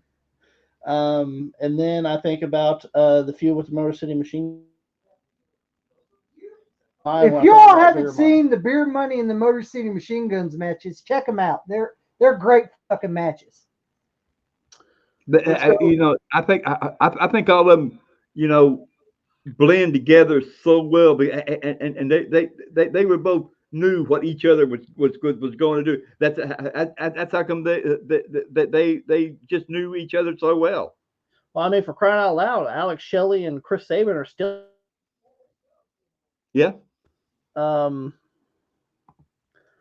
Next one we have Los Guerreros of Eddie and Chavo. We lie, we cheat, we steal. Remember when Eddie stole the beer, the baby bottle? Yeah. Hey, you stole everything else, that's it. You stole everything else, that's it. There's still something. But I'm about to go. We lie, we cheat, we steal. Same only. Yeah. I lie, I cheat, I steal. Yeah. Take that we out. Yeah, take that we out. Just put and we're I just, we're just gonna put I in there. Let him get Chavo. Chavo give. No. Yeah. Ooh, Oh, Chavo. Yeah. So I'm about to say we lie, we cheat, we steal. That's mine. The theme song, for Yep. sure. Okay. Pops, Los Guerreros. It's about the same thing. We lie, we cheat, we steal. Yeah.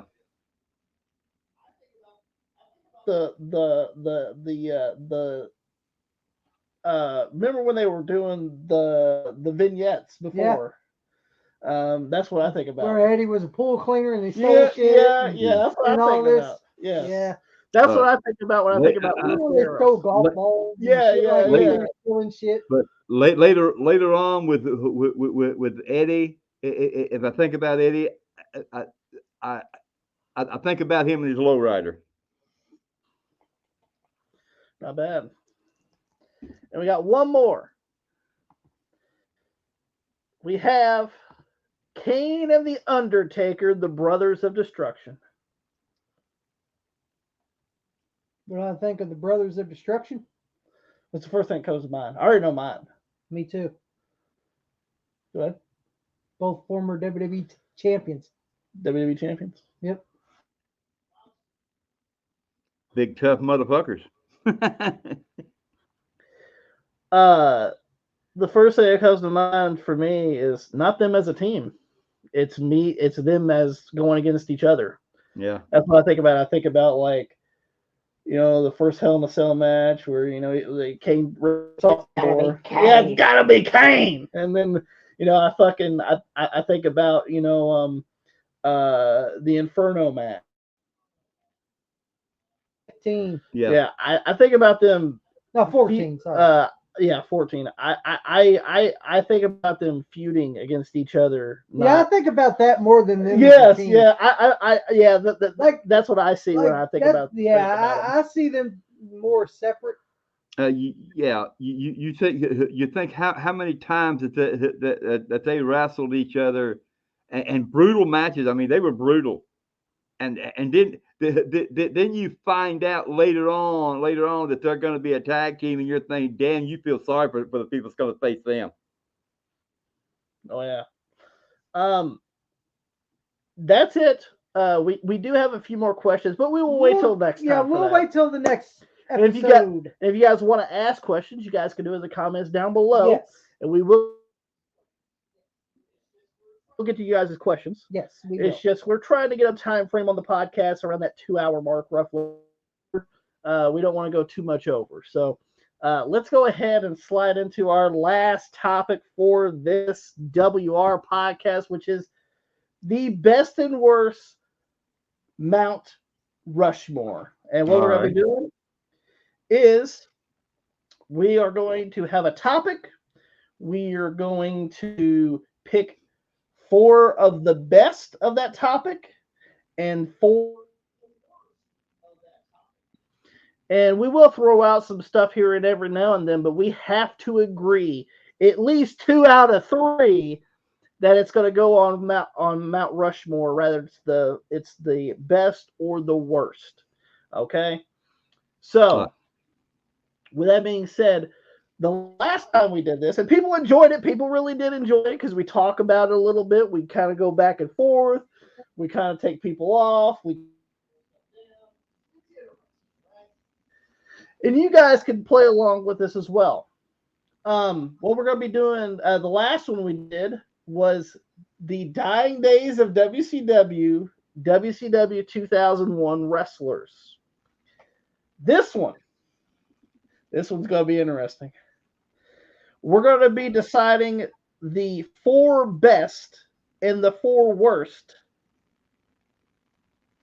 second and third generation wrestlers. Yeah, we are.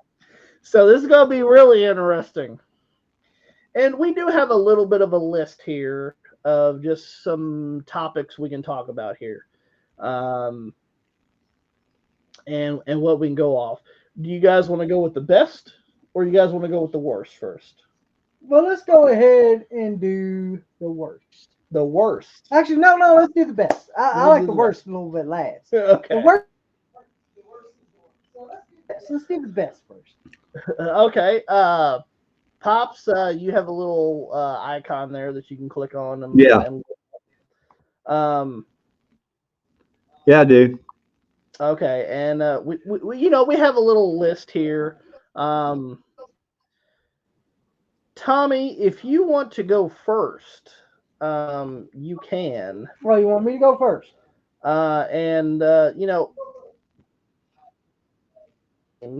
Okay. And we're gonna go from there. Let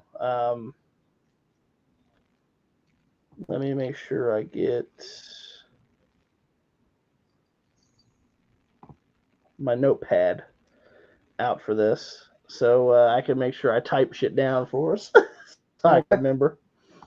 But all right, who would you put on the best of the 3rd or 2nd generation wrestlers? Macho Man Randy Savage. The Macho Man Randy Savage. Pops, what do you think about the Macho Man Randy Savage being on that list? I agree. You think so? I agree. I think he passed his dad. You know, in very very passionate way too. You know, I mean, uh, no, they was there was nobody like him that come on the scene back when he started. I mean, he was just something else.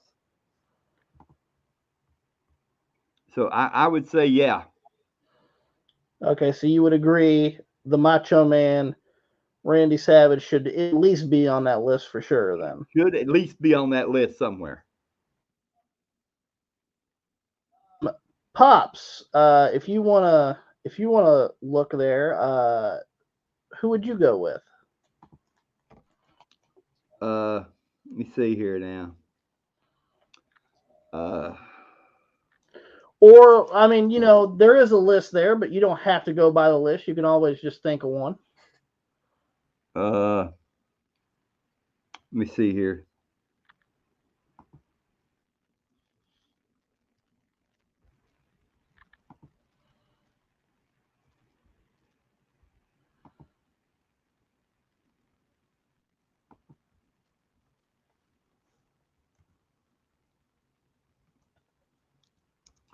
Okay.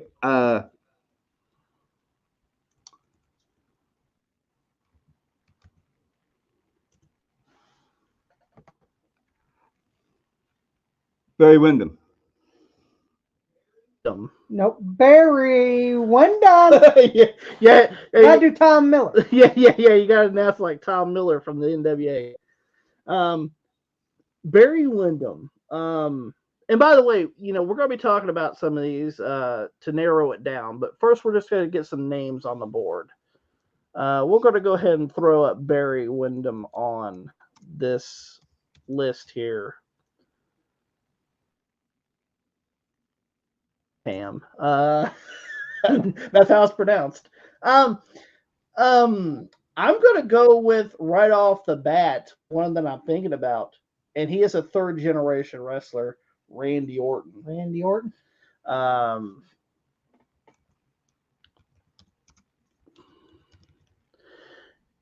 Tommy. The Rock. The Brahma Bull. Brahma Bull. I'm about to go with The Rock. The Rock. And I put it as one word. Can't type where the fuck. All right, Pops. That's a chair squeaks.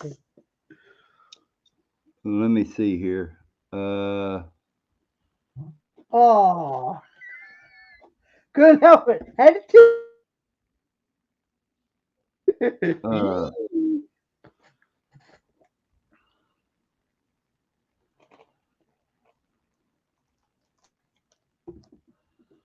Let me see here. Pops, if you just want to look, I can go ahead and say mine while you're looking. Go ahead. I'm looking right here. All right. I'm actually going to go with a shadow in this. He may be off the list. But I'm gonna throw him out there as an honorable mention, and we're gonna put him on the board at least. Okay. Dustin Rhodes. Dustin Rhodes. Gold Dust. All right.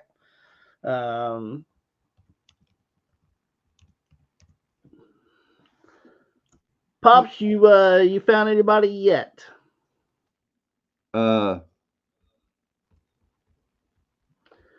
Anybody yet for the? I tell you what, I'm going with David Von Erich.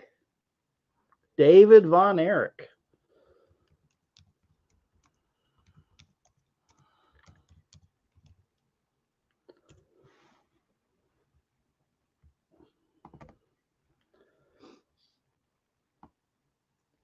I got one.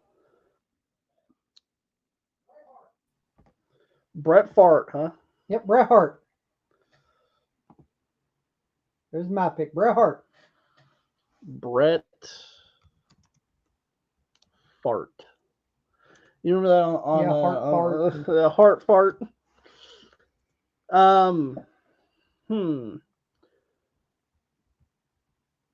Pops, be thinking of your next one, okay? Okay. I think he might be on this list for sure. Mr. Perfect. Mr. Perfect. Right. Kurt Hennig. That's who I'm going to go with.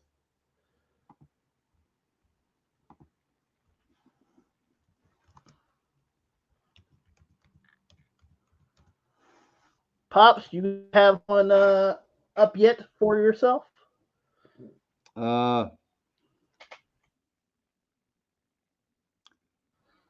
Eddie Gilbert. Eddie Gilbert.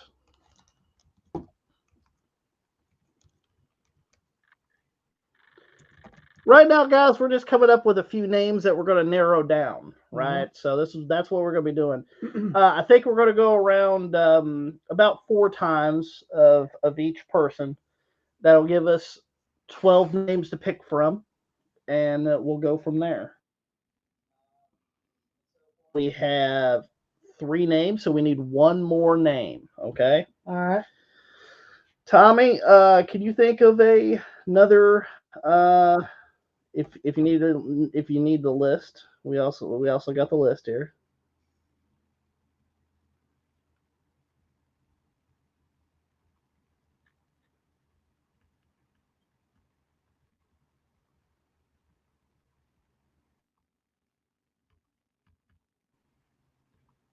I already got one. All right. Terry Funk. Terry Funk.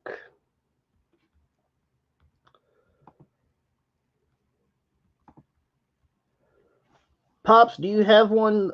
Do you have one in mind? Let me see here.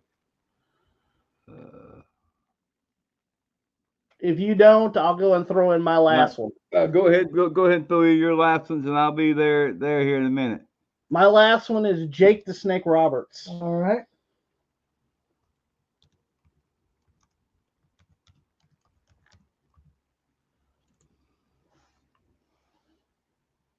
All right, Pops, you got your last one? I've got my last guy, and I really do think he should be there. I picked Nick Bockwinkel.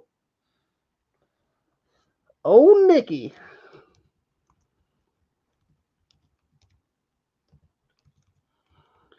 All right.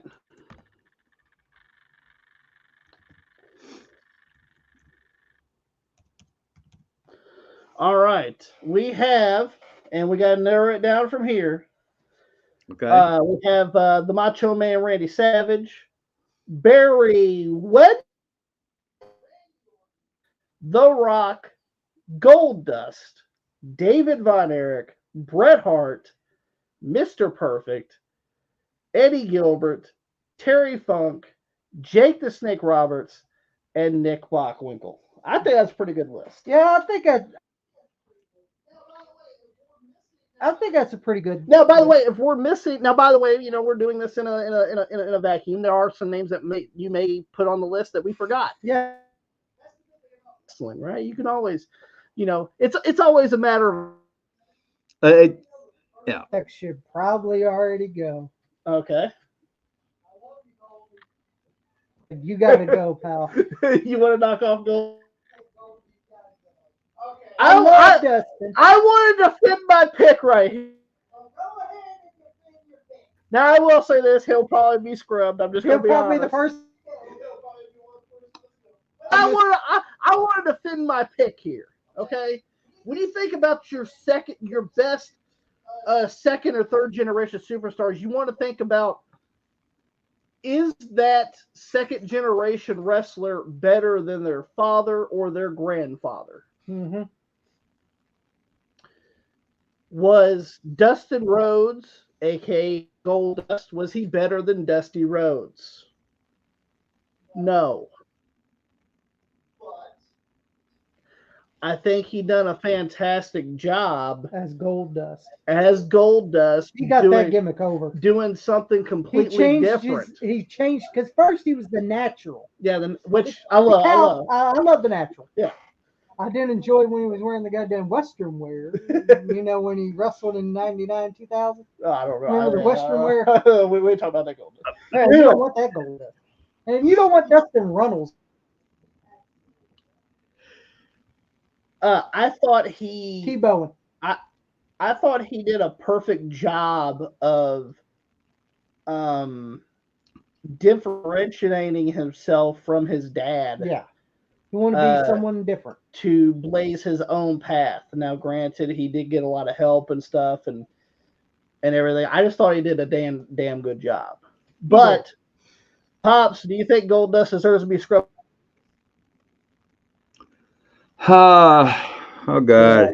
I got to agree with the same thing you do. I mean, he made his own way. He didn't want to use his dad's name. He wanted to push himself on. Damn.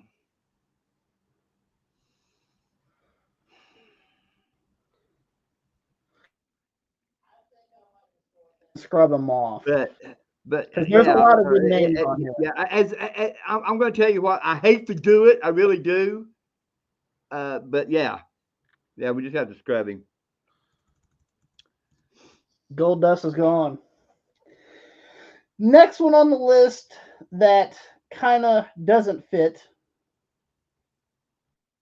Just in the grand scheme of things, is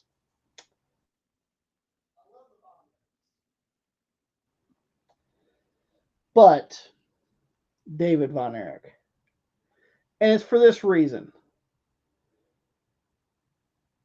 I don't think personally, now granted, I know Kerry won the NWA championship. Didn't hold it for very long, but that was his own fault. But I think that they didn't really any stretch of the imagination. Were they rock stars in that time frame? Absolutely. But I just don't think that I just don't think that they reached up there to grab that. And plus they wanted to just stay in Texas most of the time. Bill Carey had to go somewhere else. Pops, you want to defend your pick? I will defend him. I know he's going to get scrubbed anyway, and I probably will agree to it. And the thing, I think the thing that hurt him most was that's where he wanted to stay. He had opportunities to go other places, but he decided to stay in Texas. That right there to me what held him down. And yes, I do believe that he would have, if he would have lived, would have took that title away from Ric Flair. This is what it was all planned to be anyway. Mm-hmm. We all agree how perfect he was in the ring. I mean, nobody any better. But I do agree that's the biggest part of why I say yes. He'll be scrubbed just because he didn't want to move around. He wanted to stay in Texas, and you ain't gonna get no popularity there. You're gonna have to learn to travel all over the world. Now, if he'd have won that title, if he'd have won that world title, that much is what he'd had to done. He'd had to travel all over the world. So, what do you think about Von Erich? Like, I like the Von Erichs, but I see what you're saying. Yeah. I mean, when you're looking at this list, you're looking at this list, he kind of sticks out like a sore thumb, unfortunately. Yeah. And I love the Von Erichs. All right. Well, David's gone. Tommy, anybody on the list? Anybody else on the list that kind of sticks out like a sore thumb to you? Yeah. Because you also got to look at this, guys. We're looking at the best of the best here. Now, granted, are there some on here that are, that deserve that top spot that you may not agree with? Absolutely. And that's the beauty of this. Yeah, I do see one that sticks out like a sore thumb. What sticks out like a sore thumb to you? Barry Windham. Barry Windham. Why you got to carry my guys all to pieces here? Come on now. Come on now. There's a reason for me. Okay. What's like the reason? Barry's a great worker. He is. and his promos were okay, Okay. but he was never going to be a main eventer. It was in 91 when Ric Flair left. The only reason he was there It's because Ric Flair left. because Ric Flair left. Come on, let's not kid ourselves. And who'd you have? Lex Luger or Barry Windham? So who the fuck did you have in '91 anyway? It's Sting. Sting was doing other things. Maybe I don't know. It could have been hurt. I don't know. I don't know about Steve Borden's life, but here's like at that time it was because remember they had a new champ and it wasn't even the real belt either. It was a fake belt. Yeah, it was fake belt. Yeah. But until they got the title back. Yeah. Well, they didn't get Rick's title back, but Now they didn't make a new one. you had to wait till the new one came in, so they had to get a phony fucking belt. But it's just I like Barry. I do. He's a good worker, but Okay. he sticks like a sore thumb to me. Like Well, Pops, we're not picking on I'm your not picks picking on you here. guys. It's just Hey! We took off Goldust right off the list, and that was my pick. Goldust was first one eliminated. Be lucky yours ain't. But you gotta eliminated. realize this, Pops. We're looking at the Macho Man, Randy Savage. We're looking at Randy Orton. We're looking at the Rock, Bret Hart, Mr. Perfect, Jake the Snake Roberts, Terry Funk. Terry Funk. These are some pretty high class,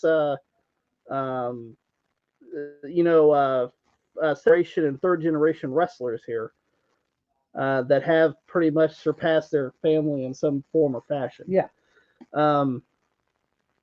I actually do prefer Barry Windham over Blackjack Mulligan. I will say that personally. I prefer him over Kendall too. And I prefer him over Kendall too. Kendall might be on the worst list. Who knows? But well, I'll defend. Here today, I'm going to be a lawyer here, and I will defend like I've defended all my clients before. Okay. Yes. Here's the facts. I mean, about the only thing that he did hold when his first career was the Western States Heritage title, which basically didn't mean anything. He did hold the NWA US title. Yeah, he held that right there. But you see, here's my problem. I really don't think he ever got a break. Because it's that right there time. I mean, who was running the show? Not that I have anything against Dusty Rhodes. I mean, that Jim Hurt. He was a booker, and all that right there shit. But the thing about it is, sometimes you just don't get of course, we all know what a great performer he was. Mm-hmm. Oh yeah. So absolutely. So once again, if this was like a top 10 or a top 20 list, Barry Windham would probably be up there for sure. Yeah. So top 4, I will agree. I will. I personally, I knew he's going to get scrubbed. Sooner or later, I knew it anyway. But I just thought I'd throw his name in there because he really did do a lot in the business. Mm-hmm. So but he didn't reach the status that most that the ones that you mentioned have, like a Randy Orton, a Terry Funk, all those guys. He didn't reach their height, but still, yet all in all, at the end of the day, he was a great performer. Okay, so we've already deleted some. We gotta delete more, and this is gonna get tough, guys. This is tough. Yeah. Because some of the guys that's on this list, you just love them so much, and you hate to get rid of them. But this has to be done.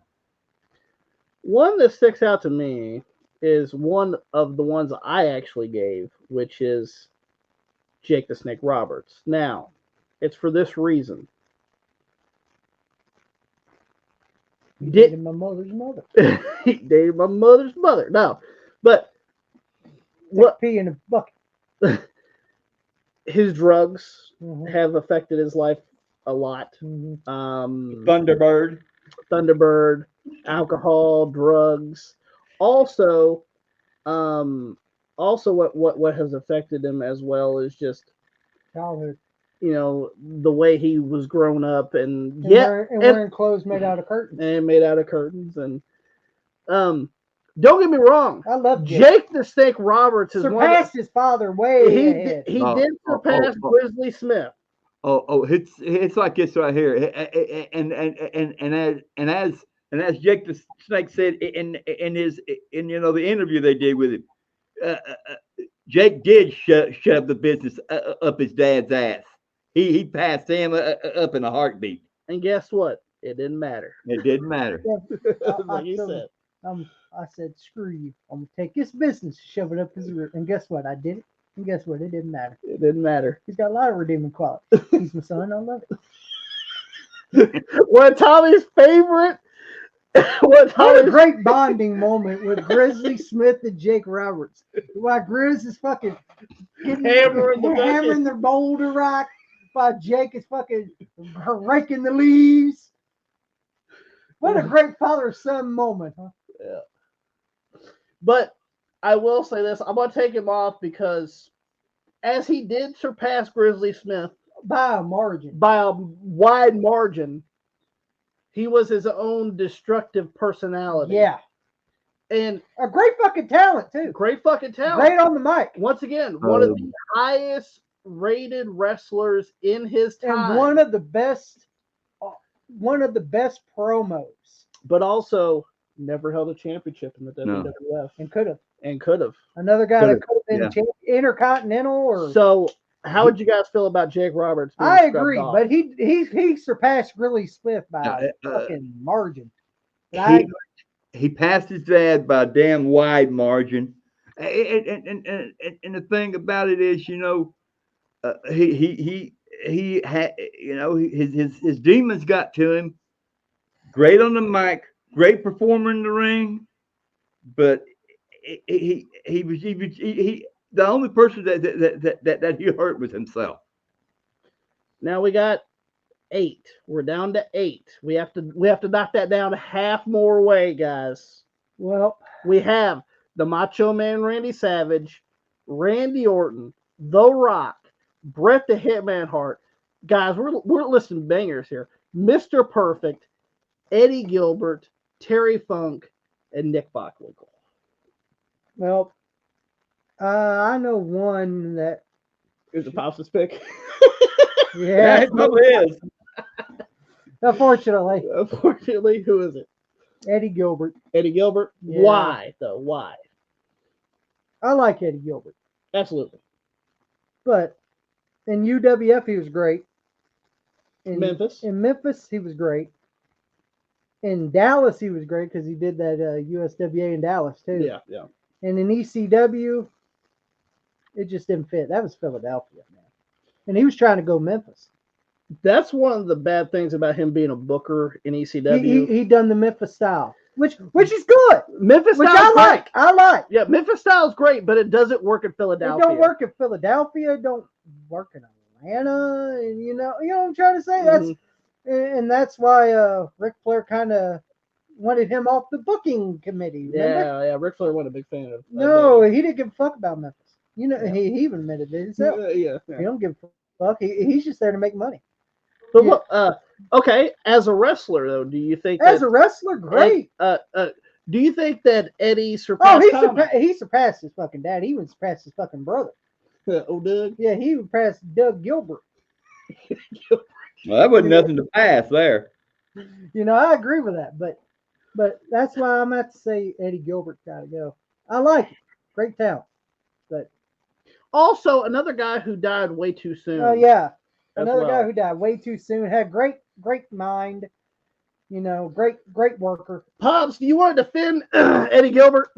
I will defend Eddie Gilbert. One more time. I'll defend my clients. I will defend. Come on, Greg. Okay, I do agree with this right here. When he booked, he booked Southern style wrestling. Well, the people here up in the north, they didn't understand it. So that was his biggest drawback there. in my opinion, that was his biggest drawback there, in my opinion. And he was in Smoky Mountain. But you know, I mean, when he booked the South, I mean, he put asses in the seats, but the northern people, you know how they are anyway. But anyway, Yankees. I can't, as a performer, outstanding. As a talker on the mic, outstanding. But I guess we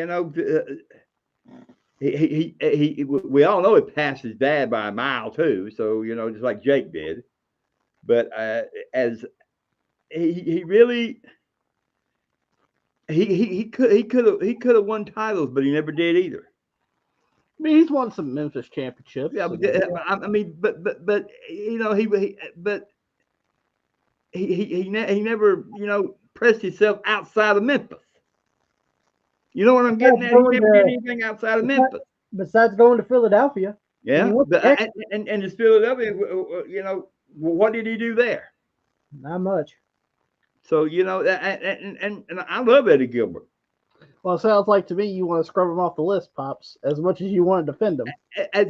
Yeah, you have to, you have to cut. You have to narrow it down to 4 guys. Yeah, you have to cut ties, and I tell you what, I love Eddie Gilbert. I hate to do it, but he has to go.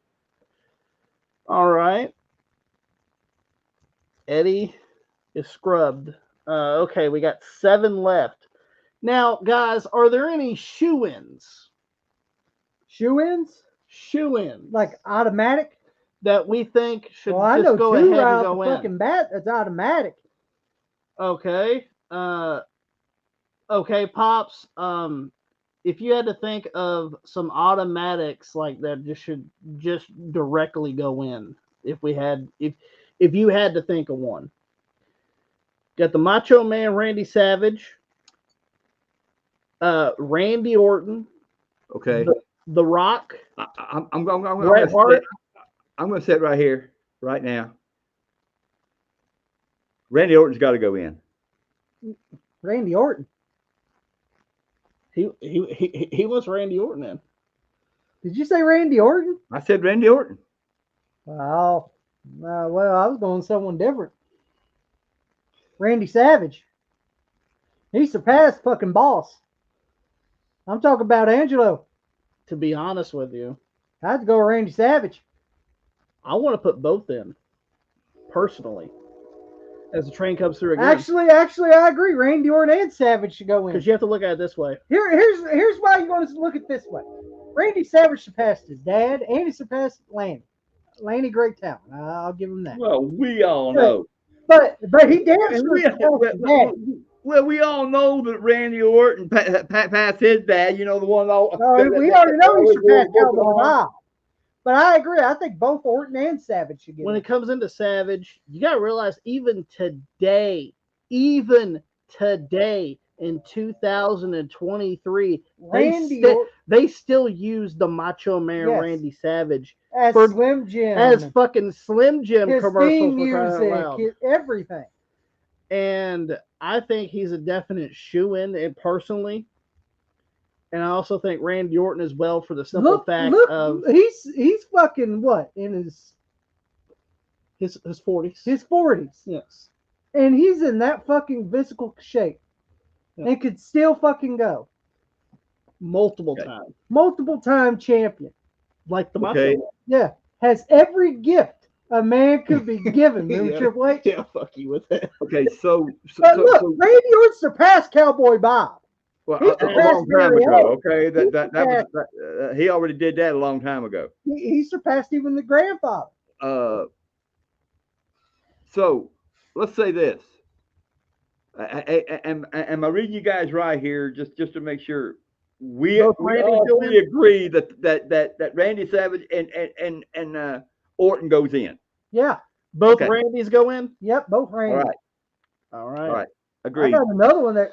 All right. We got 2 spots left, and we got 5 people left. Well, I already know another one that's automatic to me. You think that goes on automatic? Who's that? The Rock.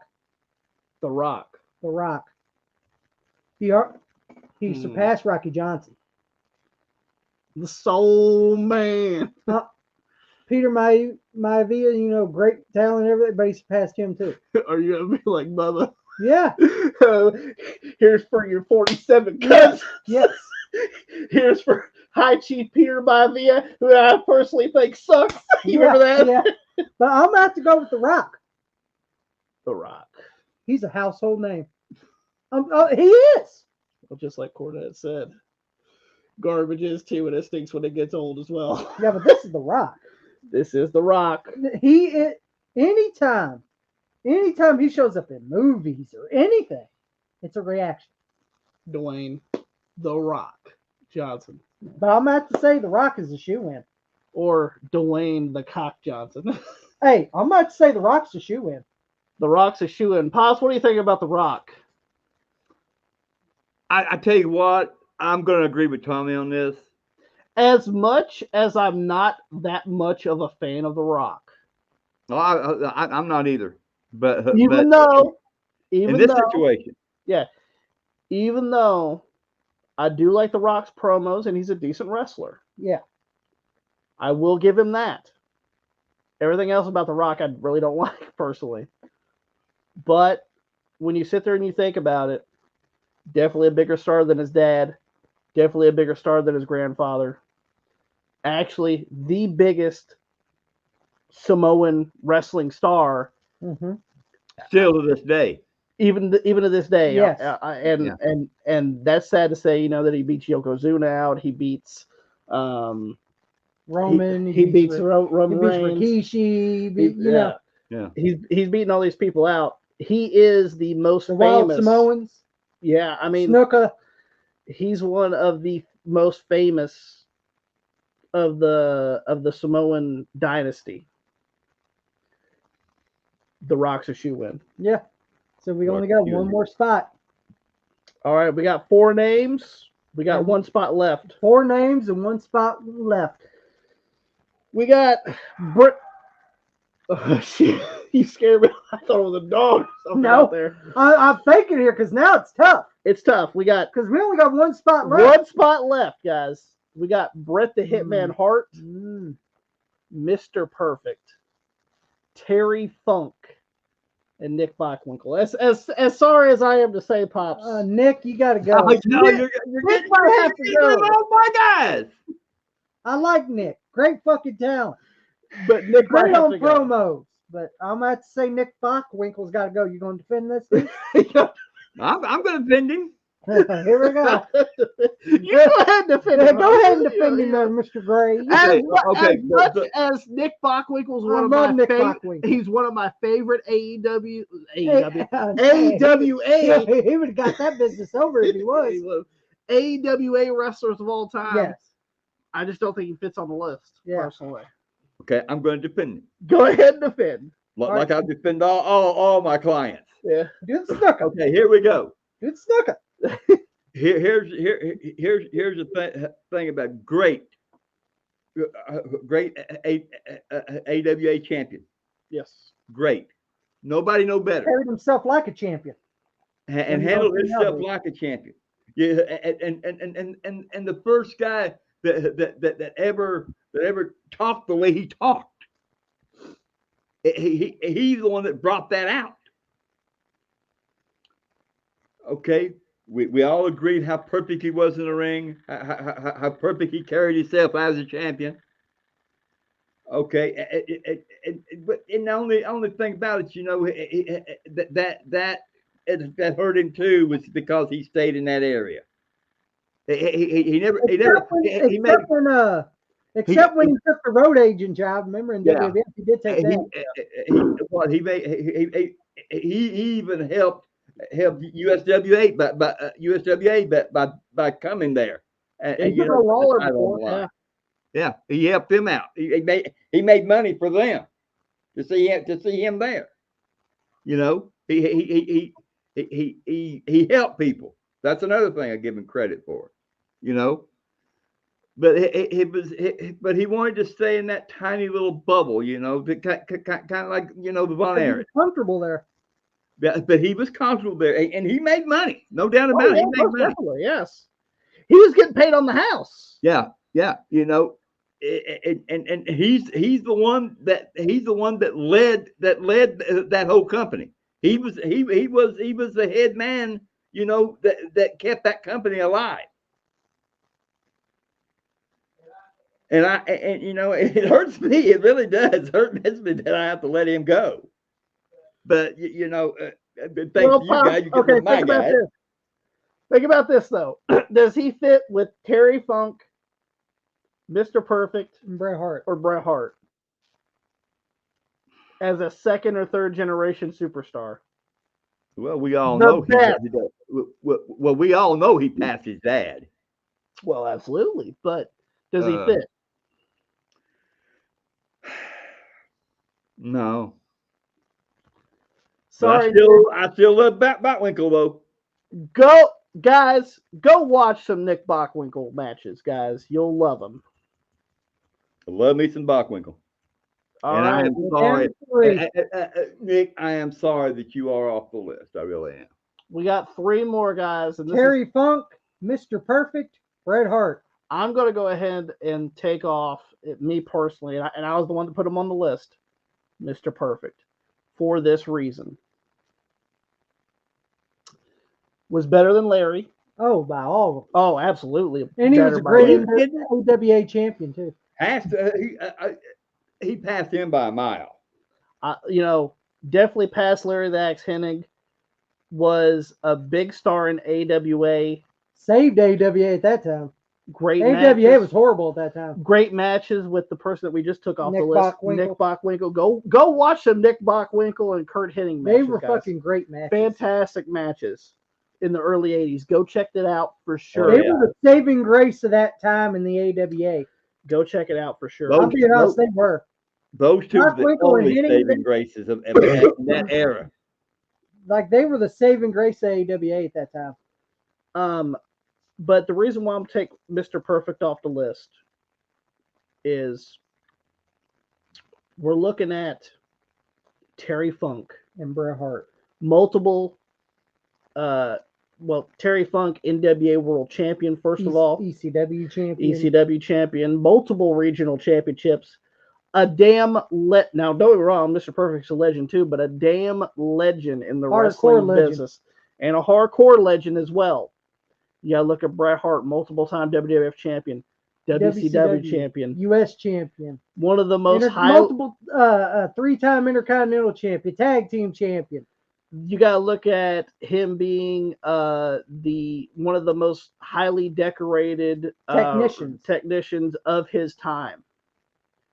Where Mr. Perfect held the Intercontinental Championship and he held it damn well. Yes, and for a short period of time too. Yes. But he held that belt great. And worked with everybody he can and did a great job with, but I just don't think he sits in that ballpark with Funk and Hart personally. Yeah. So I will remove Perfect if you guys are fine with that. I'm fine with it. I hate to lose Perfect too, as a matter of fact, we have to do this right here, but I hate to lose all the guys we put on the list. I mean, that's just me. Okay, we got the shoe-ins, which is Macho Man Randy Savage, Randy Orton, and The Rock. Now we got we need the fourth one. We got either Terry Funk or Bret Hart. Actually, Bret Hart had his last match with Terry Funk. One a minute. Yeah, one a minute. One a minute. This is a toughie. Oh man. Because I love Terry Funk and I like Bret Hart. You know what? Sad as that is to say it. Okay. I want to go on 3. Okay. All right.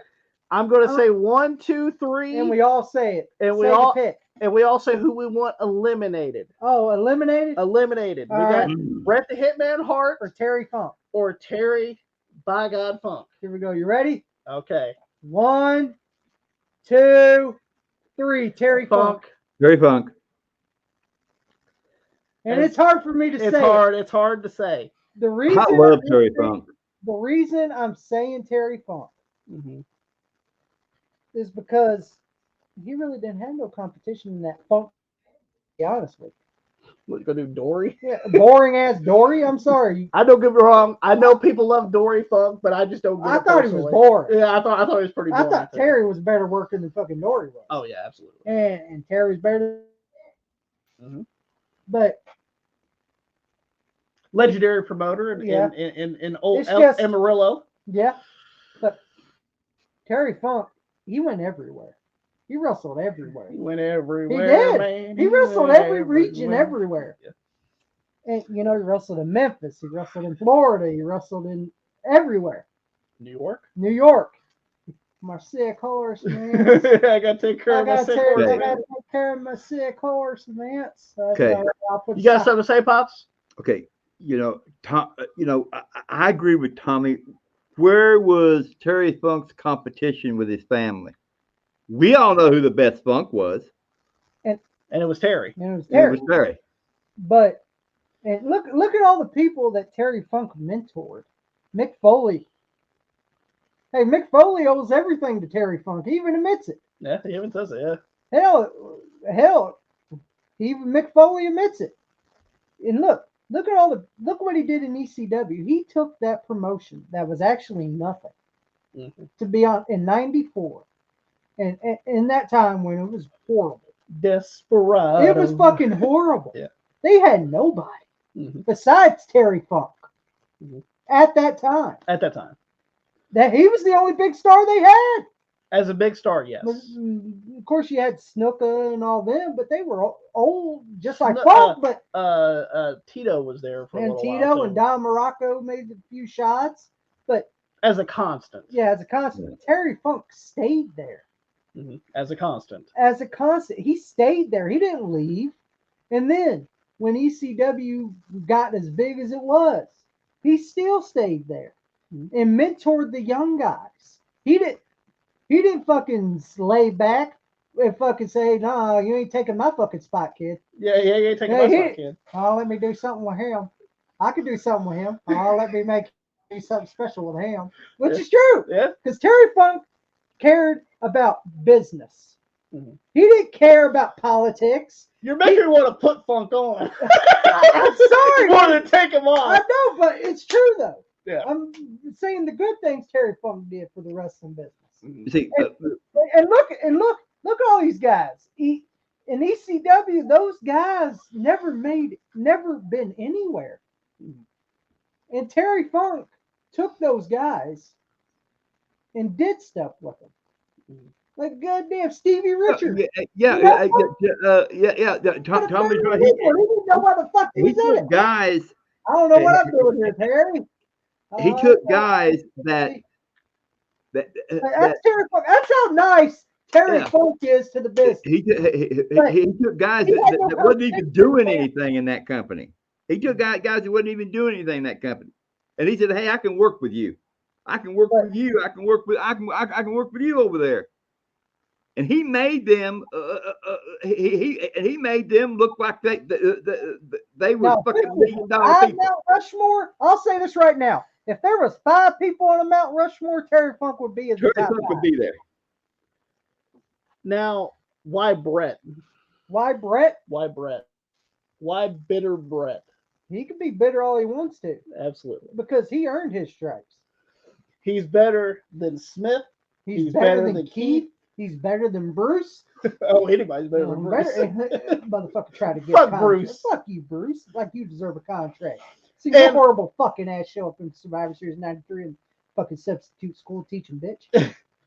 I love Owen. I love Owen, great worker, but Bret Hart had it all. Yeah. He had promos, Barely. barely, Yeah. but he got his Yeah. point across, Yeah. especially when he turned heel. That's when I thought Bret kind of got his promo skills way better than a babyface. Mm-hmm.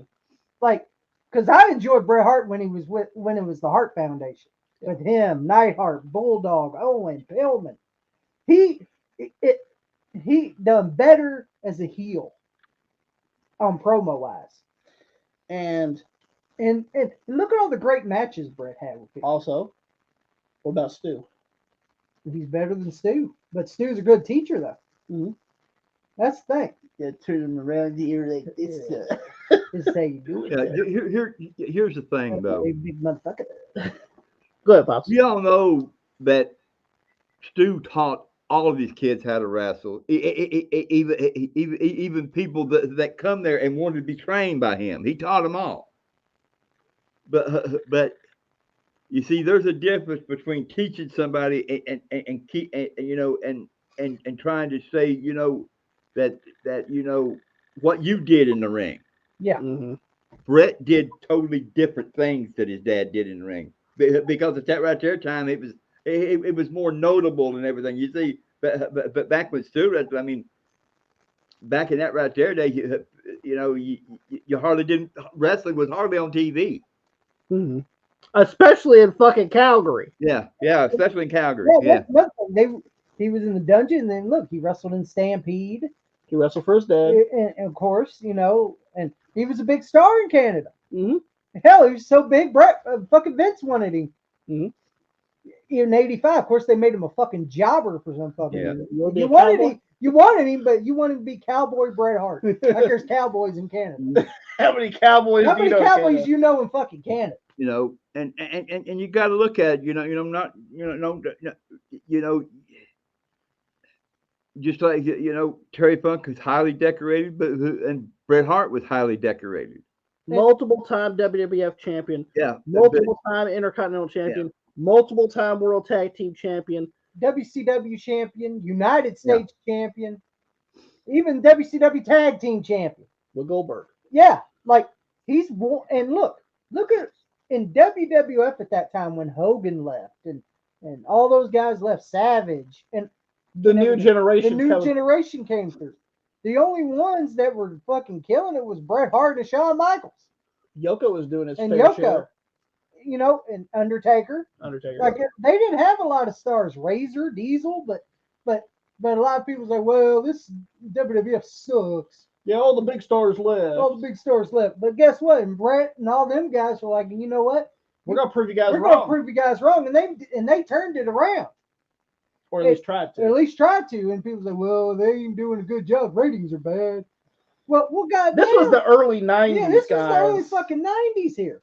All business was doing bad in the early 90s. Fucking bad. No one drew.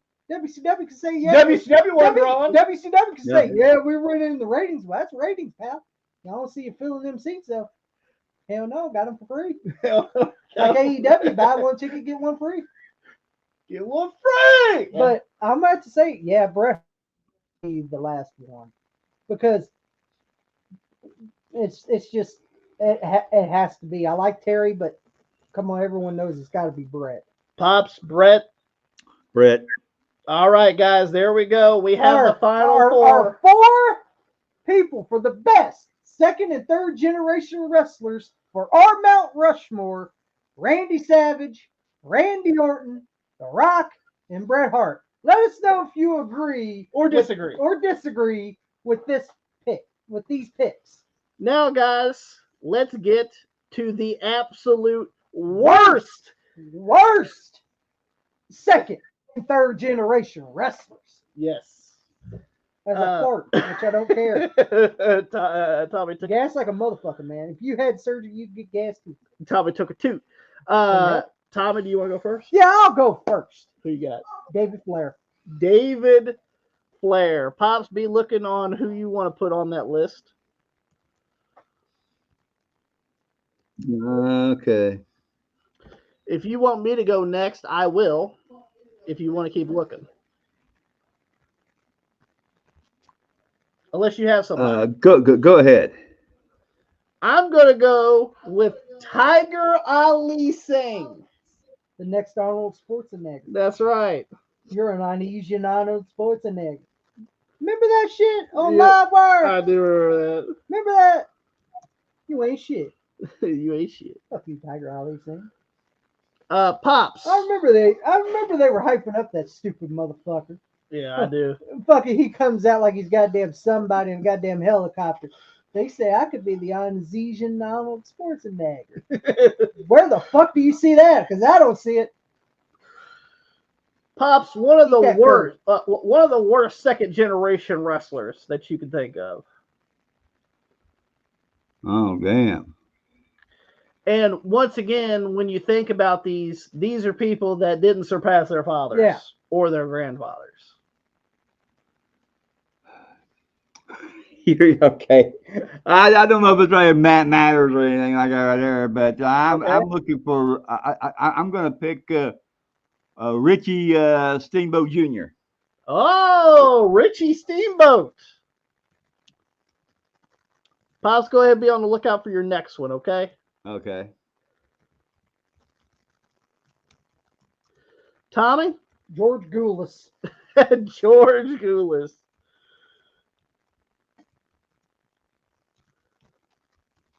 I'm going to go with worst second generation or third generation superstars or wrestlers. Right off the bat, one I can think of, Greg Gagne. Greg Gagne. Greg Gagne. That's who I'm going to go with. Oh, Greg. And that's the way you spell it. Gag me. Pops. Your next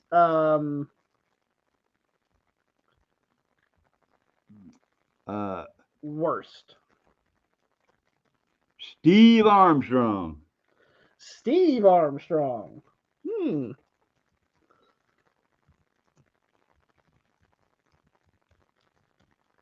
Tommy? Manure. Manure? Manure? Yep, manure. Man. You remember manure? Yeah.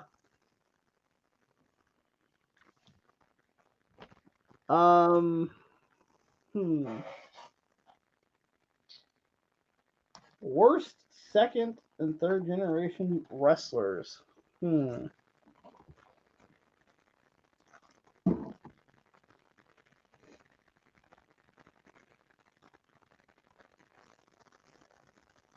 You know what? I'm going to go with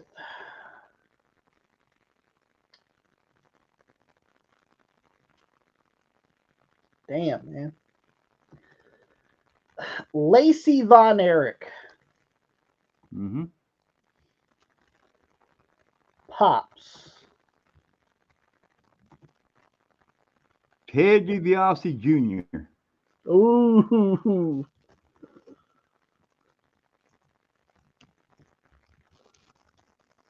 Lacey Von Erich, and we got Ted DiBiase.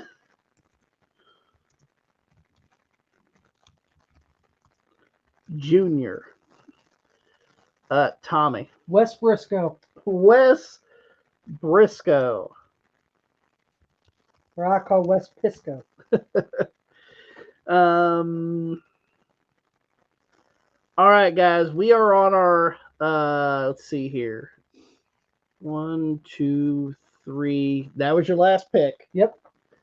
I'm gonna pick my last one. And then Pops picks his last. And you pick your last one, Pops. All right.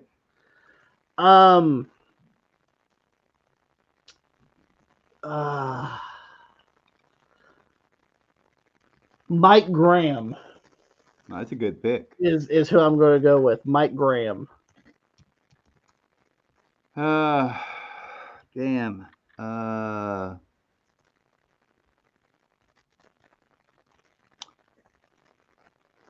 Your last pick, Paparoon.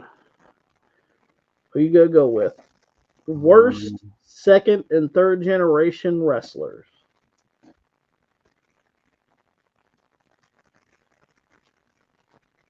Taylor Rotundo. Say it again. Taylor Rotundo. Taylor Rotundo. I'm not sure who that is. Do you know who that is? That's what's on here. I tell you the truth, I've never heard of it, so I'm gonna change this count here. Okay. I'm going with Teddy Hart. Teddy Hart. Okay. Well, Heinous. We'll go with Teddy Hart. I don't even know who the hell that is. Oh, you'll find out in a minute when we talk about it for sure. I'm talking about Rotundo. Oh, I know who Teddy Hart is. that's Bo Dallas. Okay, Pops, do you would you rather have Teddy Hart or Bo Dallas?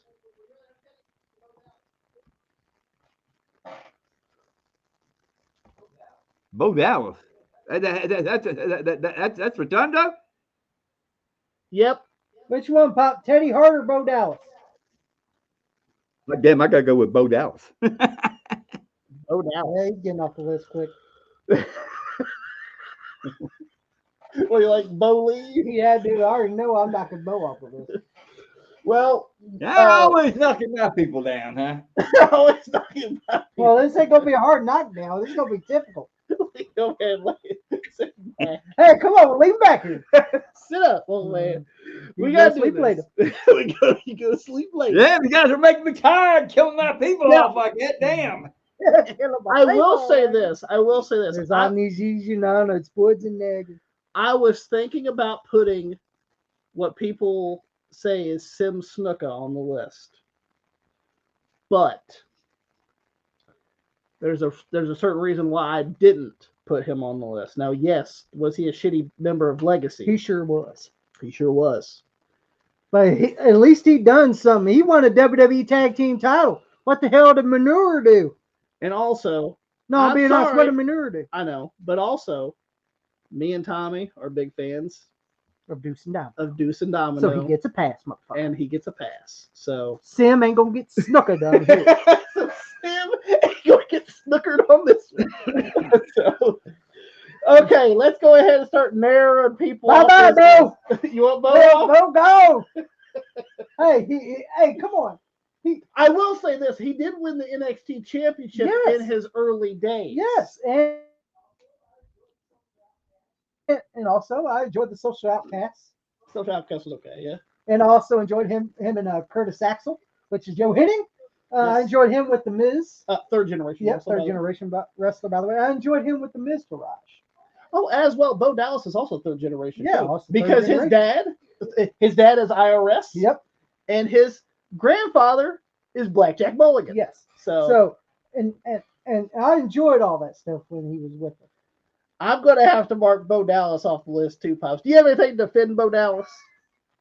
At least he did something in his career. I will give him that. It's not great, but he did. Yeah, he had a lot of airtime. Yeah, give him that.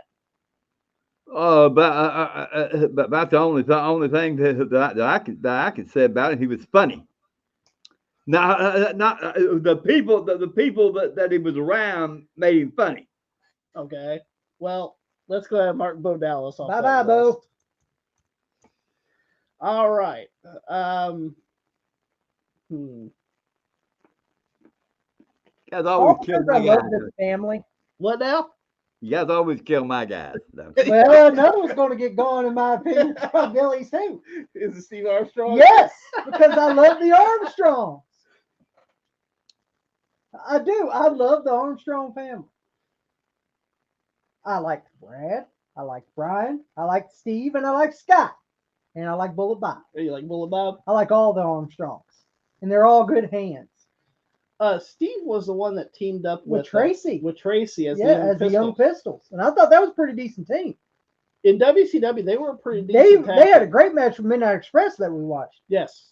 You remember that match? They had a great fucking match. That was the saving grace of that fucking show. I do remember that. And you know that was the saving grace of that show. It was. That show sucked. That show fucking sucked. And the Young Pistols and Midnight Express was the best fucking match on the show. Get rid of another one of my guys, huh? That's what we do. Oh, get rid of one of my guys, huh? Can you defend Steve Armstrong as being one of the worst second generation? Come on. Well, about the only thing, about the only thing he ever done was team with the guy that just about like him. Well, Nothing. He teamed with Scott and he teamed with Tracy. Yeah, he teamed up with his brother on Saturday Night a lot. I watched it. Believe me, I watched it. I will say One this. match either. Something big. I will say this. You also have to look at this. We're looking at some of the shittiest shit you could think of on this list that didn't do a fucking thing. At least Steve done something At in his le- fucking career. At least Steve did something. I will give him Not that. much. Not much. Not much. But he did something. Well, guess what? There's a lot on that list that didn't do much. Yeah. Bye bye, Uh, Steve. Excuse me. We know that person ain't getting off the list. I'm thinking about. I ain't going. I ain't going. Yeah, all my guys go. That's the way to do There it. goes another one back, guys.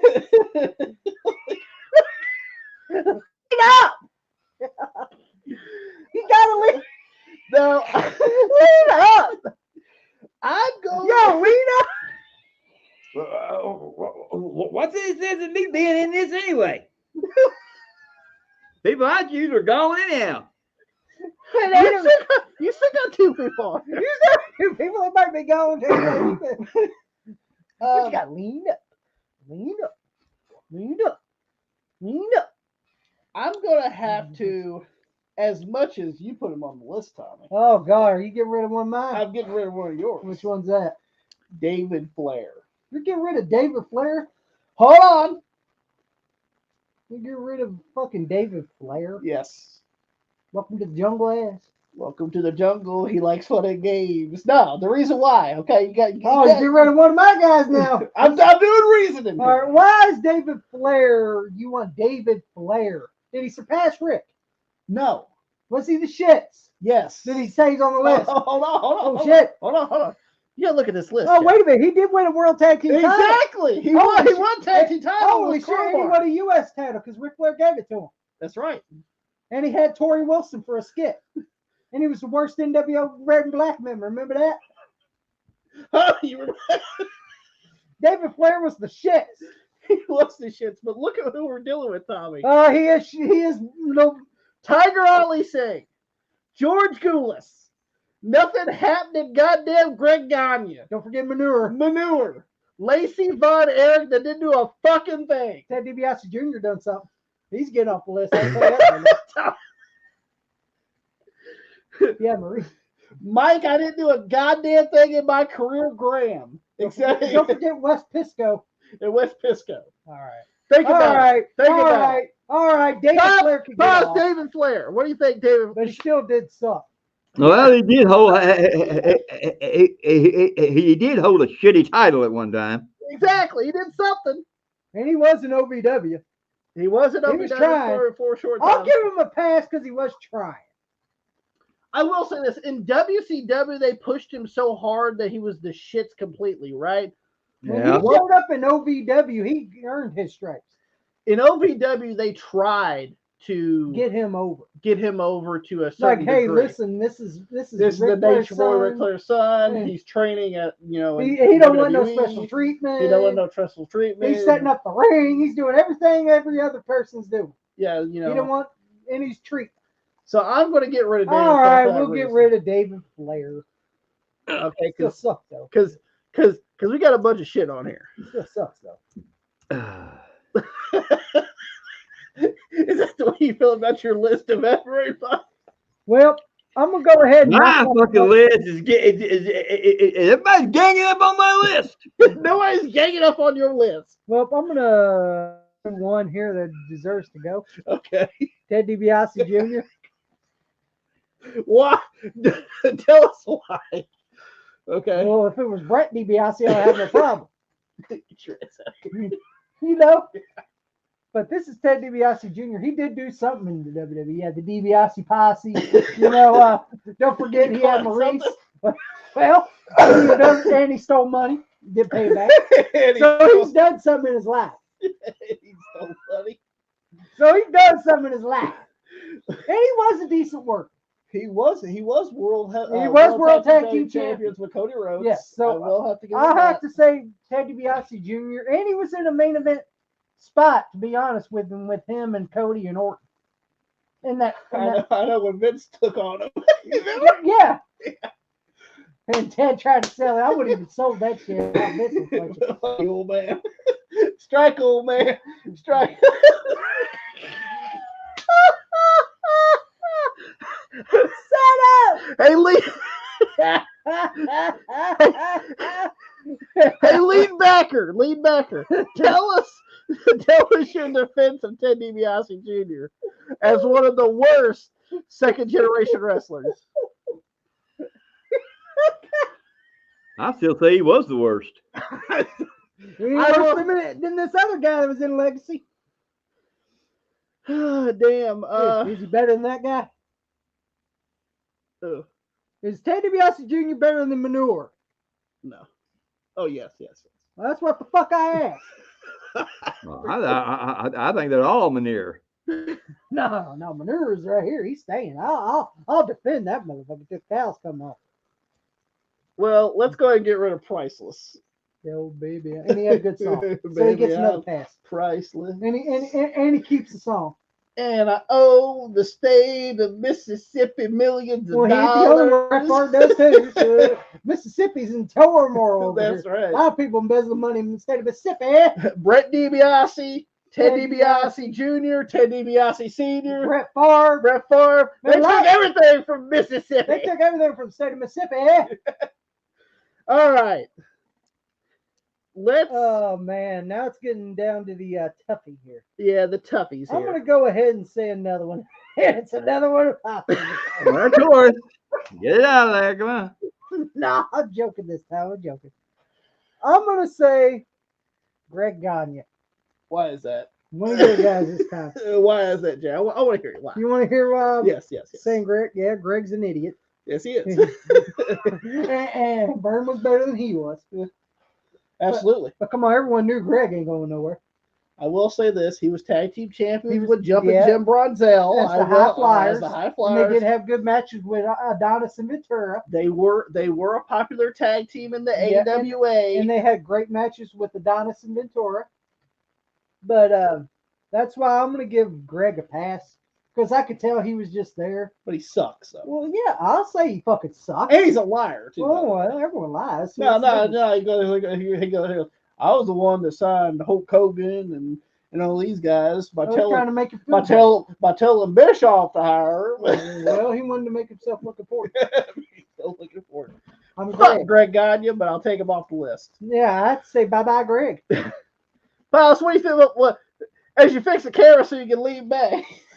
What do you think? What do you think about Greg Gagne being off the list? Oh, the gaggy guy?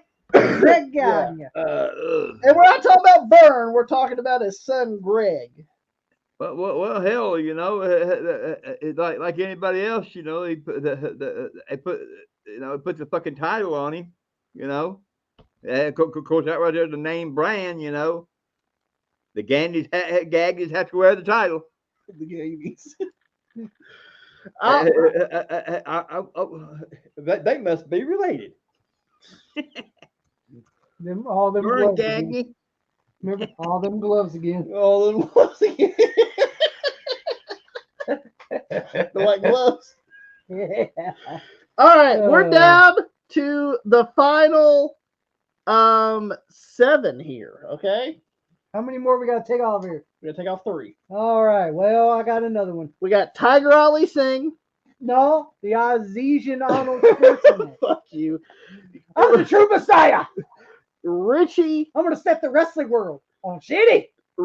Steamboat, George Goulas, Manu, Lacey Von Erich, Lacey Von Erich, Wes Briscoe, Go, and Mike Mike Graham. Graham. Now, I'm tempted to take off Lacey for the simple fact of She was with the beautiful people and she did do some shit. she did. And she was a Knockouts Tag Team Champion. They gave her that belt. Who gave a fuck? Everybody been knockout champion. At that time, it was the Hogan show, so no one watched it. Oh God. I'd say bye-bye Lacey. She didn't do shit. But, She sucks though. well, I've seen a lot worse. I will say this: if she come here and suck me, she come here and suck me. I have to say bye-bye Lacey. Pops, is there worse out there than Lacey Von Erich or what? Yeah. Look at that clown. Look at these two clowns. And don't forget the true Messiah, who didn't set the wrestling world on fire. How about the $500. that's the only thing she did was with the beautiful people. That was good. That was good. You just want to see the tits and ass, old man. That was what I And was. and that right there wasn't nothing but shit either. But you know, Well, I guess we'll get rid of Lacey then. Oh, All right. I I think it's time we should put in some shoe-ins, okay, for the worst shoe-ins? shoe-ins, the worst second generation wrestlers of all time, with the Mount Rushmore, All right. 4 of them. I already know number 1 with a heartbeat for me. Manu. Manu, Alpha Jr. What the fuck did he do? He did absolutely nothing in the legacy. At least Sim Snuka did some shit in there a little bit. What the fuck did Manure do? Besides Manure. Besides smell. Manu on my goddamn Mount Rushmore. Manu, The worst Hanalai member of all time. Right there. Manu. Pops, Do you have any defense about Manu not going up as a shoe? oh hell no. Well, do you? with that being said, Oh, do you? no. Was he the worst of the Rock family? Rock family. How about the Roman and Rock family? The Roman and Rock. Do you agree? The Rock and Roman. The Rock and Roman connection. Do you agree? Manu, top of the list. Top of the list. Manu's on the list, baby. Manure on the list. You're up there, Manure. You're on there for something. Should be happy. You should be happy. All right. He's a shoe-in. He's in. Manure. When it comes down to it, we got 5 people. We need to get rid of 2. Well, Tiger Ali Singh, uh-huh. Richie Steamboat Jr., George Goulas, Wes Briscoe, and Mike Graham. Well, I think Richie Steamboat should go. Why is that? Well, he did do some shit in NXT. I didn't see that. Well, I'm it's just gonna be because honest NXT went on TV at the time. Oh, there you go. So how can you evaluate Richie Steamboat? You know? And to be honest, everyone knew he wasn't going to be better than his dad anyway. What is he doing anyway? Like, what did he do? He just quit wrestling. Hmm. He Wise choice. He just didn't want to wrestle no more. And he was always hurt. Oh, is that what it is? Yep, he was always injured. Injury prone. Yep, he was injury prone. Pops, do you have any defense for Richie staying on the list? No. Go ahead and take him off. I am the true Messiah. All right. Uh, We need to knock off one more person. ooh, Or we could put in 2 shoe-ins. Which one do you Well- guys want to do? I got 2 shoe-ins right now. Okay. Wes Briscoe and Mike Graham.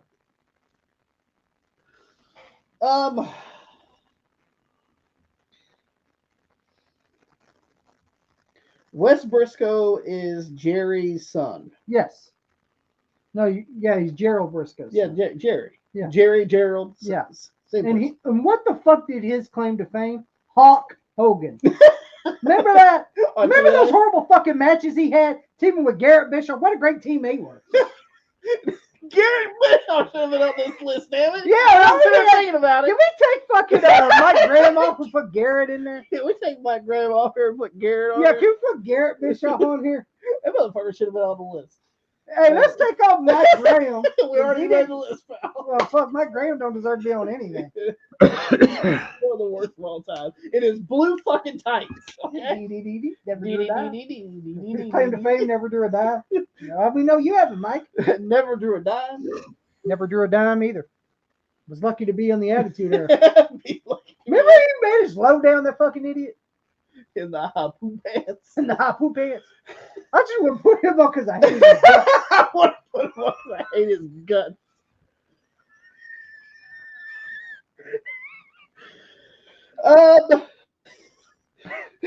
Oh no, George, sorry. Oh, George's still there. It's hard to get off, George. We're going on a picnic, Daddy. Remember that shit? Yeah.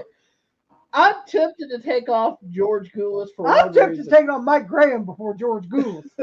This reason. We're going on a picnic, Daddy. The only Didn't draw a fucking dime. Remember that motherfucker was in the main event with Harley fucking Race? Yes. This motherfucking turd sniffer thought he was going to get an NWA title shot. This motherfucker got an NWA title shot with his fucking Jet George ass. The reason why I want to get rid of George Goulas is it's mainly just Memphis mostly. Well, do you know why? Because his daddy was Nick Goulas. I know. And he would always tattle on the goddamn stars if they'd do something. Yeah, Daddy, I saw Bobby smoking reefer back there, Daddy. Remember? Daddy said so. Fuck George Goulas, fucking piece of shit. Fuck him. He was the shits. Fucking jet ass. Fucking Bobby Eaton had a fucking.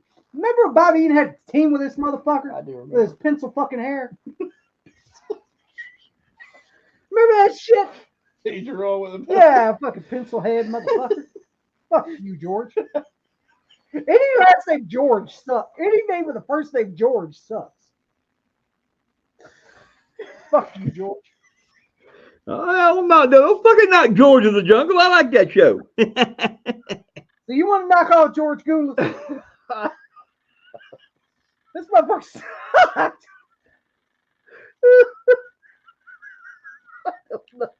Yeah, Mike sucked too. He was on national sale though. Once you come to Louisville and Memphis, you see George and you see how horrible he was. Pops, Big what- Daddy. Who do you think we should at least knock off? Okay. Tiger Ali Singh, George Goulas, Wes Briscoe, Mike Graham. Watch you say George Goulas. Watch it. Watch it. Watch it. Go ahead. Go ahead. Which one you gonna choose? Come on. It's 3 hours. We're in 3 hours now. Yeah. We're on Nitro. Goulas. Yeah, of course it said Goulas. I'll get George off. He still sucked. How about it, George? You know what? I'm thinking about taking Mike Graham off. Why? It's because he was better, a little bit better than George, Yeah. but not by much. How about my- Yeah, he didn't see him wearing airplane tights. You see his fucking ass wearing the jet tights.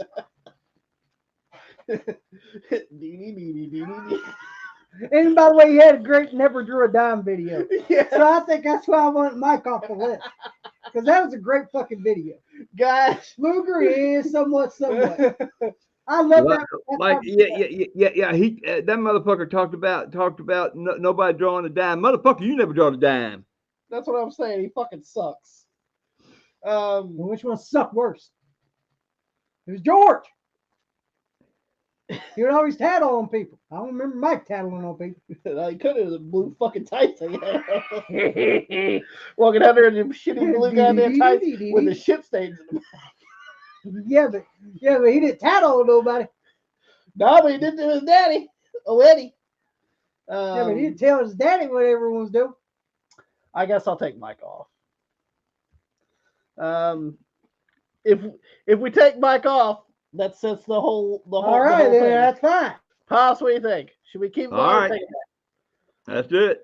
Because I enjoyed that hype video that I never drew a dime. back? I bet you do. You watch it a lot. I don't you? watch a lot. It's funny. That's Because it it. shows you how stupid Mike Graham was on some of the talent that he thought it never drew. Someone. Booker T, nobody watched it. Bullshit. What are you talking about? I see people raise the roof all the time. I guess you need more. I think you need more. I think you need thicker glasses, like the old lady on my cousin Vinny there, Mike. If you can't see it, Need some more thickness there, darling. I think I need thicker glasses. Anyway, there we go, guys. All right, these are the 4 worst second and third generation wrestlers on the Mount Rushmore. We got Manure. Who didn't do shit. He's number 1. Literally didn't do a fucking His thing. mug is number 1. We got Tiger Ali Singh. The next, Indonesian Arnold Schwarzenegger. Remember that? Remember he said that on Live Wire? His dad was Tiger Jitsing. Jitsing. Remember all these endorsements. Where the fuck did you get any endorsements, you long hair fuck? Fuck you, Tiger Ali Singh. You fucking suck. I remember that horrible match on one night I only had to watch you with Lee Cassidy. I didn't like that match. I didn't endure it. Huh? You remember that, you fucking motherfucker? And Lee Cassidy in his rocker gear. And then you got Babu with And then you got Bamboo or Apu, whatever the fuck his name was. Babu. Babu, whatever the fuck his name was. And then you had to manage fucking D'Lo and Chaz, and I felt sorry for Chaz and D'Lo with your fucking turban ass. With the Aladdin pants. With the fucking Aladdin pants. D'Lo's like, what the fuck is this? I ain't Aladdin. So fuck you, Tiger. Yeah, fuck you, Tiger Ali Singh. And George Goulas, we know that motherfucker sucked. And Wes Prisco, Wes Pisco is what I call him, because he was the shits. What the fuck did he do? He was the horriblest member in Aces and Eights next to Garrett. At least Garrett had the grease cutter. He had nothing. Grease cutter. Remember he had that neck breaker? Yes. And Murky D called it the grease cutter. That's right. What did Wes Briscoe have? He sucked. Literally. Hawk Hogan. You forget something, Hogan? Hawk Hogan. He called him Hawk. He didn't call him Hulk. He called him Hawk. Hawk. Like Hawksberry. Like Hawk's gonna fucking fly away and say, come here, Wes, so I'll save you. I'll come here and save you.